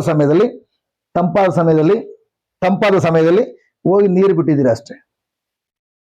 ನೀರು ಜಸ್ಟ್ ಥ್ಯಾಂಕ್ ಗಾಡ್, ಆ ಎಲ್ಲ ಪ್ರೋಸೆಸ್ ಅನ್ನ ಸೆಟ್ ಆಗ್ಲಿಕ್ಕಾಗಿ ಅಲೌಕಿಕವಾದ ರೀತಿಯಲ್ಲಿ ನಮ್ಗೆ ಗೊತ್ತಿದ್ದ ರೀತಿಯಲ್ಲಿ ಕಾರ್ಯ ಮಾಡಿದೆ. ಕರೆಕ್ಟಾ? ಅದೇ ತರ ಪ್ರೈಸ್ ಬಿಟ್ಟು ಗಾಡ್, ನೀವು ದೇವರ ವಾಕ್ಯ ಬಂದು ಅಥವಾ ದೇವರ ವಾಕ್ಯ ಓದೋದ್ರ ಮೂಲಕ ನೀವು ಯಾವಾಗ ಪ್ರೈಸ್ ಗಾಡ್ ಒಂದ್ಸಲ ದೇವರ ವಾಕ್ಯ ಪ್ರಕಾರ ಆಲೋಚನೆ ಮಾಡ್ತೀರಿ, ಆ ಆಲೋಚನೆ ನಿಮ್ಮ ಜೀವನದಲ್ಲಿ ಸೆಟ್ ಆಗ್ಬೇಕಾದ್ರೆ, ನಿಮ್ಮ ಮನಸ್ಸಲ್ಲಿ ಸೆಟ್ ಆಗ್ಬೇಕಾದ್ರೆ, ನನ್ನ ಪ್ರಿಯ ಸಹೋದರಿ ನೀವೇನು ಕಷ್ಟಪಡಂಗಿಲ್ಲ. ನೀವು ಡೈಲಿ ನೀರು ಹಾಕ್ಬೇಕು. ಯಾವ ನೀರು? ದೇವರ ವಾಕ್ಯ ಎಂಬ ಜೀವಜಲವನ್ನ ನೀವು ಒದಗಿಸ್ಕೊಡ್ತಾ ಇರ್ಬೇಕಷ್ಟೇ. ದೇವರ ವಾಕ್ಯ ಎಂಬುದು ಜಲ, ನೀರು. ನೀವೆಷ್ಟು ಹೆಚ್ಚೆಚ್ಚಾಗಿ ದೇವರ ವಾಕ್ಯ ಎಂಬ ಜೀವಜಲವನ್ನ ಆಲಿಸ್ತಾ ಇರ್ತೀರಿ, ನೀವೆಷ್ಟು ಮಟ್ಟಿಗೆ ದೇವರ ವಾಕ್ಯನ ಪದೇ ಪದೇ ನುಡಿತಾ ಇರ್ತೀರಿ. ದೇವರ ವಾಕ್ಯ ಪದೇ ಪದೇ ನುಡಿಯೋದು ಮಾತ್ರವಲ್ಲ, ಆ ವಾಕ್ಯವಾಗಿರುವ ದೇವರೊಂದಿಗೆ ಹೆಚ್ಚಿನ ಸಮಯ ಕಾಲ ಕಳಿತೀರಿ. ಆಗ ಪ್ರೈಸ್ ಗಾಡ್ ಫಾಸ್ಟ್ ಆಗಿ ಅದೇ ವಾಕ್ಯವಾಗಿರುವ ದೇವರು ಥ್ಯಾಂಕ್ ಗಾಡ್ ನಿಮ್ಮ ಮನಸ್ಸನ್ನ ಆದಷ್ಟು ಬೇಗ ಯಾವ ತರ ಸೆಟ್ ಮಾಡ್ಕೊಳ್ಬೇಕಂತೇಳಿ, ಆ ಸೆಟ್ಟಿಂಗ್ ಆಗ್ಬೇಕಾದ್ರೆ ಎಲ್ಲ ಸಣ್ಣ ಪುಟ್ಟ ಕರೆಕ್ಷನ್ಗಳಿದ್ರೆ ಆ ಕರೆಕ್ಷನ್ ಕೂಡ ಯಾವ ತರ ಮಾಡ್ಕೊಳ್ಬೇಕೆಂಬುದಾಗಿ ಥ್ಯಾಂಕ್ ಗಾಡ್ ಪ್ರಭು ಯೇಸುವಿನ ಆತ್ಮರಾಗಿರುವಂತ ಪವಿತ್ರ ದೇವರೇ ನಮ್ಗೆ ಸಹಾಯ ಮಾಡ್ಲಿಕ್ಕೆ ಸಾಧ್ಯ ಆಗ್ತದೆ. ಆಗ ಈಸಿಯಾಗಿ ನಿಮ್ಮ ಮನಸ್ಸನ್ನ ದೇವರ ವಾಕ್ಯ ಅನುಗುಣವಾಗಿ ಹೊಂದಾಣಿಕೆ ಮಾಡ್ಕೊಳ್ಳೋದು ಮಾತ್ರವಲ್ಲ, ದೇವರ ವಾಕ್ಯವನ್ನು ಆಲಿಸೋದ್ರಿಂದ, ದೇವರ ವಾಕ್ಯ ನುಡಿಯೋದ್ರಿಂದ, ಪ್ರೈಸ್ ಬಿಟ್ಟು ಆ ವಾಕ್ಯವನ್ನು ಧ್ಯಾನಿಸೋದ್ರಿಂದ ಆ ಜೀವನವನ್ನು ಕೊಟ್ಟು ನಿಮ್ಮ ಮನಸ್ಸಿನಲ್ಲಿ ಏನು ವಾಕ್ಯವನ್ನು ಆಲೋಚನೆ ಮಾಡ್ತಾ ಇದ್ದೀರಿ ಅದರಲ್ಲಿ ಸೆಟ್ ಆಗ್ತದೆ. ಸೆಟ್ ಆದಾಗ ಆಲೋಚನೆ ಬಂದ್ರೂ ಕೂಡ ಮೈ ಗಾಡ್ ಬರ್ತದೆ, ಹೋಗ್ತದೆ. ನಿಮ್ಮ ಮೇಲೆ ಯಾವುದೇ ಗುರುತುಗಳನ್ನು ಬಿಟ್ಟು ಹೋಗೋದಿಲ್ಲ, ನಿಮ್ಮನ್ನು ಯಾವ ಕಾರಣಕ್ಕೂ ಆ ಕಡೆ ಸೆಳೆಯೋದಿಲ್ಲ. ಹೊರಗಡೆ ನಿಂತಿದ್ದೀರಿ, ಹಸಿಗಾರೆ, ಬೆಕ್ಕಿನ ಮರಿ ಅಲ್ಲಿ ಓಡ್ ಬರ್ತಾ ಇದೆ, ನೀವೇನ್ ಮಾಡ್ತೀರಿ? ನೋಡಿದ ತಕ್ಷಣ ಓಡಿಸಿ ಬೆಕ್ಕಿನ ಅಂತ ಹೇಳ್ತೀರಿ. ಕರೆಕ್ಟ್? ಬಟ್ ಆದ್ರೆ ಪ್ರೈಸ್ ಬಿಟ್ಟು ಗಾಡ್ ಈವನ್ ಅದೇ 2-3 ತಿಂಗಳು ಆದ್ಮೇಲೆ ಈವನ್ ನೀವು ಕಿಟಕಿಲಿ ಆನೆ ಬರೋದು ನೋಡ್ತಾ ಇದ್ರಿ, ನಿಮ್ ಗಾಡಿ ಮೇಲೆ ಹೋಗೋದು ನೋಡ್ತಾ ಇದ್ರಿ, ಚುಪ್ ಈ ಆನೆ ಈ ಕಡೆ ಬಂದ್ಬಿಡೋದು, ಅದು ಹೋಗ್ಲಿ ಏನೂ ಆಗಲ್ಲ. ಮಮ್ಮಿ ಅವತ್ತು ಬೆಕ್ಕಿನ ಮರ ಓಡಿಸ್ತೆ, ಬೆಕ್ಕಿನ ಹೆಜ್ಜೆ ಬಿದ್ದು ಬಿಡ್ತದೆ ಅಂತ ಹೇಳಿ, ಮಮ್ಮಿ ದೊಡ್ಡ ಆನೆ ಬರ್ತಾ ಇದೆ ಓಡಿಸ್ಲಾ? ಓಡಿಸ್ಬೇಡ. ಬೆಕ್ಕಿನ ಮರಿಯ ಗುರುತ ಬಿದ್ದ ಮೇಲೆ ಆನೆ ಹೋಗುವಾಗ ಮಮ್ಮಿ ಎಲ್ಲ ಹೊಟ್ಟೋಗ್ತದೆ. ಇಲ್ಲಪ್ಪ ಹೋಗಲ್ಲ, ಸೆಟ್ ಆಗ್ಬಿಟ್ಟಿದೆ. ನಿಮ್ಗೆ ಗೊತ್ತಿರ್ತದೆ ಅದು, ನೀವು ಗಲಿಬಿಲಿ ಆಗೋದಿಲ್ಲ. ಅವು ಸಣ್ಣ ಪುಟ್ಟ ಸಮಸ್ಯೆಗಳ ಬಗ್ಗೆ ಆಲೋಚನೆ ಬಂದ್ರೆ ಸಾಕು ಬಿದ್ದೋಗ್ತಾ ಇದ್ವಿ. ಬಟ್ ಆದ್ರೆ ಈಗ ನಾವು ಆ ವಾಕ್ಯದಲ್ಲಿ ಪ್ರೈಸ್ ಗಾಡ್, ವಾಕ್ಯ ಜೀವಜಲವನ್ನ ಪ್ರತಿದಿನವೂ ಕೂಡ ಕಿವಿಯಿಂದ ಸ್ವೀಕರಿಸ್ಕೊಳ್ತಾ ಮನಸ್ಸಿಗೆ ಥ್ಯಾಂಕ್ ಗಾಡ್ ಏನು ವಾಕ್ಯ ನಂಬಿದೀವಿ, ಆ ವಾಕ್ಯ ನನ್ನ ಜೀವನ ಸೆಟ್ ಆಗ್ಲಿಕ್ಕಾಗಿ, ನನ್ನ ಜೀವನ ಅದ್ರ ಮೇಲೆ, ಆ ಕಾಂಕ್ರೀಟ್ ಮೇಲೆ ನನ್ನ ಬಿಲ್ಡಿಂಗ್, ನನ್ನ ಜೀವನ ಎಂಬ ಬಿಲ್ಡಿಂಗ್ ಸ್ಟ್ರಾಂಗ್ ಆಗಿ ನಿಂತ್ಕೊಳ್ಳಿಕ್ಕಾಗಿ ಅನುದಿನ ಕೂಡ ದೇವರ ವಾಕ್ಯ ಜೀವಜಲ ಬಿಡ್ತಾ ಇರೋದ್ರಿಂದ ಮೈ ಗಾಡ್ ಆಲ್ರೆಡಿ ನನ್ನ ಮನಸ್ಸು ಸೆಟ್ ಆಗಿರೋದ್ರಿಂದ ಇವತ್ತು ಆಲೋಚನೆ ಬರ್ತದೆ. ಬಂದಿದ್ದು ಕೂಡ ಗೊತ್ತಾಗೋದಿಲ್ಲ, ಹೋಗಿದ್ದು ಕೂಡ ಗೊತ್ತಾಗೋದಿಲ್ಲ. ಸರಿ ಆಯ್ತಾ? ಅರ್ಥ ಆಯ್ತಾ? ಸಮೋಸಗಿ samosa good, praise God, Hallelujah. Hallelujah. ಅದಕ್ಕೋಸ್ಕರ ಬೇರೆ ಎಲ್ಲದಕ್ಕಿಂತಲೂ ಮಿಗಿಲಾಗಿ ನಿಮ್ಮ ಜೀವನ ಏನು ಕೇಂದ್ರೀಕರಿಸ್ಕೊಳ್ಳೋಂಗಿಲ್ಲ. ಅಯ್ಯೋ ನನ್ಗೆ ಉದ್ಯೋಗ ಇಲ್ಲ, ಏನ್ ಮಾಡೋದು? ನನ್ನ ಮಕ್ಕಳು ಶಾಲೆ ಫೀಸ್ ಕಟ್ಟಬೇಕು, ಏನ್ ಮಾಡೋದು? ನನ್ನ ಮಕ್ಕಳು ತಪ್ಪಾದ ಹಾದಿಯಲ್ಲಿ ಇದ್ದೀರ, ಏನ್ ಮಾಡೋದು? ನನ್ನ ಗಂಡ ಕುಡುಕನಾಗಿದ್ದಾನೆ, ಏನ್ ಮಾಡೋದು? ಜಸ್ಟ್ ನನ್ನ ಬಿಸ್ನೆಸ್ ಎಲ್ಲ ಲಾಸ್ ಆಗ್ತದೆ, ಏನ್ ಮಾಡೋದು? ಎಲ್ಲ ನಷ್ಟಪಟ್ಟೋಯ್ತು, ಏನ್ ಮಾಡೋದು? ನನ್ಗೆ ಯಾರು ಇನ್ಫ್ಲೂಯೆನ್ಸ್ ಮಾಡೋರಿಲ್ಲ, ಒಬ್ರು ಇಲ್ಲ, ನನ್ನ ರಾಜಕೀಯ ವ್ಯಕ್ತಿ ಪರಿಚಯ ಇಲ್ಲ, ಏನ್ ಮಾಡೋದು? ನೀವೇನು ಮಾಡ್ಬೇಕಾಗಿಲ್ಲ. ಏನೆಲ್ಲ ಮಾಡ್ಬೇಕು ಅನ್ಕೊಂಡಿದ್ದೀರಿ ಅದಕ್ಕೆಲ್ಲದಕ್ಕಿಂತಲೂ ಮಿಗಿಲಾಗಿ ಒಂದು ಕಾರ್ಯ ಮಾಡ್ಬೇಕು. ನಿಮ್ಮ ಆಲೋಚನೆಗಳನ್ನ ದೇವರ ವಾಕ್ಯದೊಂದಿಗೆ ಹೊಂದಾಣಿಕೆ ಮಾಡಿಕೊಳ್ಳುವಂತ ಕಾರ್ಯದಲ್ಲಿ ಹೆಚ್ಚಿನ ಸಮಯವನ್ನು ಪ್ರಾಕ್ಟೀಸ್ ಮಾಡ್ಬೇಕಷ್ಟೇ. Praise the Lord. Hallelujah. Hallelujah. Thank you Jesus. Praise you Jesus. ನನ್ನ ಪ್ರೀತಿಯ ಸಹೋದರ ಸಹೋದರಿಯರೇ, ಥ್ಯಾಂಕ್ ಗಾಡ್. ಅದಕ್ಕಾಗಿ ವೆರಿ ವೆರಿ ಇಂಪಾರ್ಟೆಂಟ್, ಒಂದ್ಸಲ ಥ್ಯಾಂಕ್ ಗಾಡ್ ನೀವು ಕ್ರಿಸ್ತ ಯೇಸುವಿನಲ್ಲಿ, ಮತ್ತೆ ಹೇಳ್ತಿದ್ದೇನೆ, ಇದು ವೆರಿ ವೆರಿ ಇಂಪಾರ್ಟೆಂಟ್. ಈ ಎರಡು ವಿಷಯಗಳು ನಿಮ್ಗೆ ಸ್ಟ್ರಾಂಗ್ ಆಗಿರ್ಬೇಕು. ಕ್ರಿಸ್ತ ಯೇಸುವಿನಲ್ಲಿ ನೀವು ಯಾರಾಗಿದ್ದೀರಿ? ನಾನು ಕ್ರಿಸ್ತ ಯೇಸುವಿನಲ್ಲಿ ದೇವರ ಮಗುವಾಗಿದ್ದೇನೆ. ನಾನು ಕ್ರಿಸ್ತ ಯೇಸುವಿನಲ್ಲಿ ನೀತಿವಂತ ಮಗುವಾಗಿದ್ದೇನೆ. ಕ್ರಿಸ್ತ ಯೇಸುವಿನಲ್ಲಿ ತಂದೆ ಏನೆಲ್ಲ ಹೊಂದಿದಾರೋ ಅದಕ್ಕೆ ನಾನು ಬಾಧ್ಯಸ್ಥನಾಗಿದ್ದೇನೆ. ಕ್ರಿಸ್ತ ಯೇಸುವಿನಲ್ಲಿ ನಾನು ಈಗಾಗಲೇ ಲೋಕವನ್ನು ಜಯಿಸಿರುವ ಜಯಶಾಲಿ ಆಗಿದ್ದೇನೆ. ಕ್ರಿಸ್ತ ಯೇಸುವಿನಲ್ಲಿ ಪ್ರೈಸ್ ಗಾಡ್ ಈಗಾಗಲೇ ನಾನು ಥ್ಯಾಂಕ್ ಗಾಡ್ ದೇವರ ಕಲಾಕೃತಿ ಆಗಿದ್ದೇನೆ. ಕ್ರಿಸ್ತ ಯೇಸುವಿನಲ್ಲಿ ಪರಲೋಕದ ಸಿಂಹಾಸನದಲ್ಲಿ ತಂದೆಯ ಬಲಭಾಗದಲ್ಲಿ ಅಧಿಕಾರ ಚಲಾಯಿಸುವಂತಹ ಸಿಂಹಾಸನದಲ್ಲಿ ಕುಳಿತಿದ್ದಾನೆ. ಕ್ರಿಸ್ತ ಯೇಸುವಿನಲ್ಲಿ ಮೈ ಗಾಡ್ ಅವರ ರಾಜ್ಯದ ದೊಡ್ಡ ಯೋಜನೆಯನ್ನ ಹೊಂದ್ಕೊಂಡಿರುವ ವ್ಯಕ್ತಿಯಾಗಿದ್ದಾನೆ. ಕ್ರಿಸ್ತ ಯೇಸುವಿನಲ್ಲಿ ಪ್ರೈಸ್ ಬಿಟ್ಟು ಗಾಡ್ ಲೋಕದ ಕಟ್ಟಕಡವರೆಗೆ ಅವರ ರಾಜ್ಯನ ಹಾಡುವ ವ್ಯಕ್ತಿಯಾಗಿದ್ದಾನೆ. ಕ್ರಿಸ್ತ ಯೇಸುವಿನಲ್ಲಿ ಮೈ ಗಾಡ್ ಸಮಸ್ತ ಶಕ್ತಿಯನ್ನ ನನ್ನ ಪಾದಕ್ಕೆ ಇಟ್ಕೊಂಡಿರುವಂತಹ ಜಯಶಾಲಿಯಾಗಿದ್ದಾನೆ. ನೀವ್ ಯಾವ ಇವುಗಳನ್ನ ಪದೇ ಪದೇ ಮೆಲ್ಕ್ ಆಗ್ತಾ ಇರ್ತಿರ್ತೀರಿ? ನೀವೇನ್ ನುಡಿತೀರಿ, ನುಡ್ದಂಗೆ ನಿಮ್ಮ ಜೀವನ ಆಗ್ತದೆ. ನಂಬರ್ 1. ನಂಬರ್ 2, ಕ್ರಿಸ್ತ ಯೇಸು ನಿಮಗೋಸ್ಕರ ಶಿಲುಬೆಯಲ್ಲಿ ಏನೆಲ್ಲ ಕಾರ್ಯಗಳು ಮಾಡಿ ಮುಗಿಸಿದ್ದಾರೆ ಅವುಗಳ ಪದೇ ಪದೇ ಮೆಲ್ಕ್ ಹಾಕುವಂಥದ್ದು. ಈ ಎರಡು ಕಾರ್ಯಗಳಲ್ಲಿ ನೀವು ಯಾವಾಗ ಹೆಚ್ಚಿಗೆ ಸ್ಟ್ರಾಂಗ್ ಆಗ್ತೀರಿ, ಮೈ ಗಾಡ್ ನಿಮ್ಮ ಭವಿಷ್ಯದ ಬಗ್ಗೆ ಕಿಂಚಿತ್ತು ನೀವು ಯೋಚನೆ ಮಾಡಬೇಡಿ. Praise the Lord. Hallelujah. Hallelujah. Thank you Jesus. ನನ್ನ ಪ್ರೀತಿಯ ಸಹೋದರ price be to god, thank god. ಇವತ್ತು ನೀವೇನೆಲ್ಲ ಸಮಸ್ಯೆ ಎದುರಿಸ್ತಾ ಇದ್ದೀರಿ ಆ ಸಮಸ್ಯೆ ಬೇರೆ ಏನೂ ಅಲ್ಲ ಪ್ರಿಯರೇ. ನಿಜವಾಗಿ ನೋಡ್ಲಿಕ್ಕೆ ಹೋದ್ರೆ ಬೈಬಲ್ ಇಬ್ರಿಗೆ ಬರೆದ ಪತ್ರದಲ್ಲಿ ಕ್ರಿಸ್ತ ಯೇಸು ಎಷ್ಟು ಮಟ್ಟಿಗೆ ಅನುದಿನವೂ ಕೂಡ ಕಷ್ಟ ಸಂಕಷ್ಟ ಅನುಭವಿಸ್ತಾ ಇದ್ರು ಅಂತಂದ್ರೆ, ತಂದೆ ಬಳಿಯಲ್ಲಿ ಕುಳಿತುಕೊಂಡು ಉಚ್ಚ ಸ್ವರದೊಂದಿಗೆ ಕಣ್ಣೀರಿನೊಂದಿಗೆ ಪ್ರಾರ್ಥಿಸ್ತಾ ಇದ್ರು, ನನ್ನನ್ನ ಈ ಪರಿಸ್ಥಿತಿ ಬಿಡುಗಡೆ ಮಾಡಿ ಎಂಬುದಾಗಿ. ಬಟ್ ದೇವರು ಆ ಪರಿಸ್ಥಿತಿಯಿಂದ ಬಿಡುಗಡೆ ಮಾಡೋದ್ರ ಮೂಲಕ ಪ್ರಭು ಯೇಸುವಿನ ಪ್ರಾರ್ಥನೆ ಉತ್ತರ ಕೊಡ್ತಾ ಇದ್ರು. ಹಲೋ, ಅಷ್ಟರ ಮಟ್ಟಿಗೆ ಪ್ರಭು ಯೇಸುವಿನ ಜೀವನ ಸಮಸ್ಯೆಗಳು ಬಂದಿದೆ. ಬಟ್ ಅಂತ ದೊಡ್ಡ ದೊಡ್ಡ ಸಮಸ್ಯೆಗಳು ಬಂದ್ರು ಕೂಡ ನಾವು ಪ್ರತಿದಿನ ಕಣ್ಣೀರು ಹಾಕೊಂಡು ಅವ್ರು ಬಂದಿರೋ ಪರಿಸ್ಥಿತಿಯಿಂದ ಬಿಡುಗಡೆ ಮಾಡ್ಲಿಕ್ಕೆ ನಾವು ಪ್ರೇಯರ್ ಮಾಡ್ತಿದೀವ? ಅಂತ ದೊಡ್ಡ ದೊಡ್ಡ ಸಮಸ್ಯೆಗಳು ಬಂದಿದೆಯಾ? ನೋ. ಪ್ರಭು ಯೇಸು ದೇವರ ಪುತ್ರ ಆಗಿದ್ರು ಕೂಡ, ಬಟ್ ಅದು ಈ ಲೋಕದಲ್ಲಿ 100% ಮನುಷ್ಯರಾಗಿದ್ದಾರೆ. ಅವರನ್ನು ಹೇಗಾದ್ರು ಮಾಡಿ ಮಾರ್ಗ ಮಧ್ಯದಲ್ಲೇ ಅವ್ರನ್ನ ಮರ್ಡರ್ ಮಾಡ್ಬೇಕು ಅಂತೇಳಿ ಫರಿಸಾಯರು ಕಾಯ್ತಾ ಇದ್ರು. ಸೈತನ್ ಸಮುದ್ರದ ಮಧ್ಯದಲ್ಲಿ ಕತೆ ಮುಗಿಸ್ಬೇಕು ಅಂತೇಳಿ ಪ್ರಯತ್ನ ಪಟ್ಟ. ಬಿರುಗಾಳಿಗಳು ಪ್ರಯತ್ನ ಪಟ್ಟವು. ಜೀವರ ವ್ಯಕ್ತಿಗಳು, ಜೀವ ಇಲ್ದಿರುವಂತ ನಿರ್ಜೀವ ವಸ್ತುಗಳು ಕೂಡ ಯೇಸು ಸ್ವಾಮಿಯನ್ನ ಮಾರ್ಗದ ಮಧ್ಯದಲ್ಲೇ ಅವ್ರನ್ನ ಕೊಲೆ ಮಾಡ್ಬೇಕು ಅಂತ ಪ್ರಯತ್ನ ಪಟ್ಟವು. ಬಟ್ ಆದ್ರೆ ಪ್ರಭು ಯೇಸು ಚೆನ್ನಾಗಿ ಗೊತ್ತಿತ್ತು. ಎಲ್ರು ಹೇಳೋಣ, ಅವರಿಗೆ ಚೆನ್ನಾಗಿ ಗೊತ್ತಿತ್ತು. ಏನ್ ವಿಷಯ ಗೊತ್ತಿತ್ತು? ನಾನು ಯಾವ ಕಾರಣಕ್ಕೂ ಪ್ರೈಸ್ ಗಾಡ್ ಈವನ್ ನನ್ನ ಮನೆ ಓಡಿರುವಾಗ ಜನರು ಫರಿಸಾಯರು ಬಂದು ಅಟ್ಯಾಕ್ ಮಾಡಿ ನನ್ನ ಕೊಲೆ ಮಾಡ್ಬಿಡ್ತಾರೆ ಅಂತೇಳಿ ನನ್ಗೆ ಯಾವುದೇ ಭಯ ಇಲ್ಲ.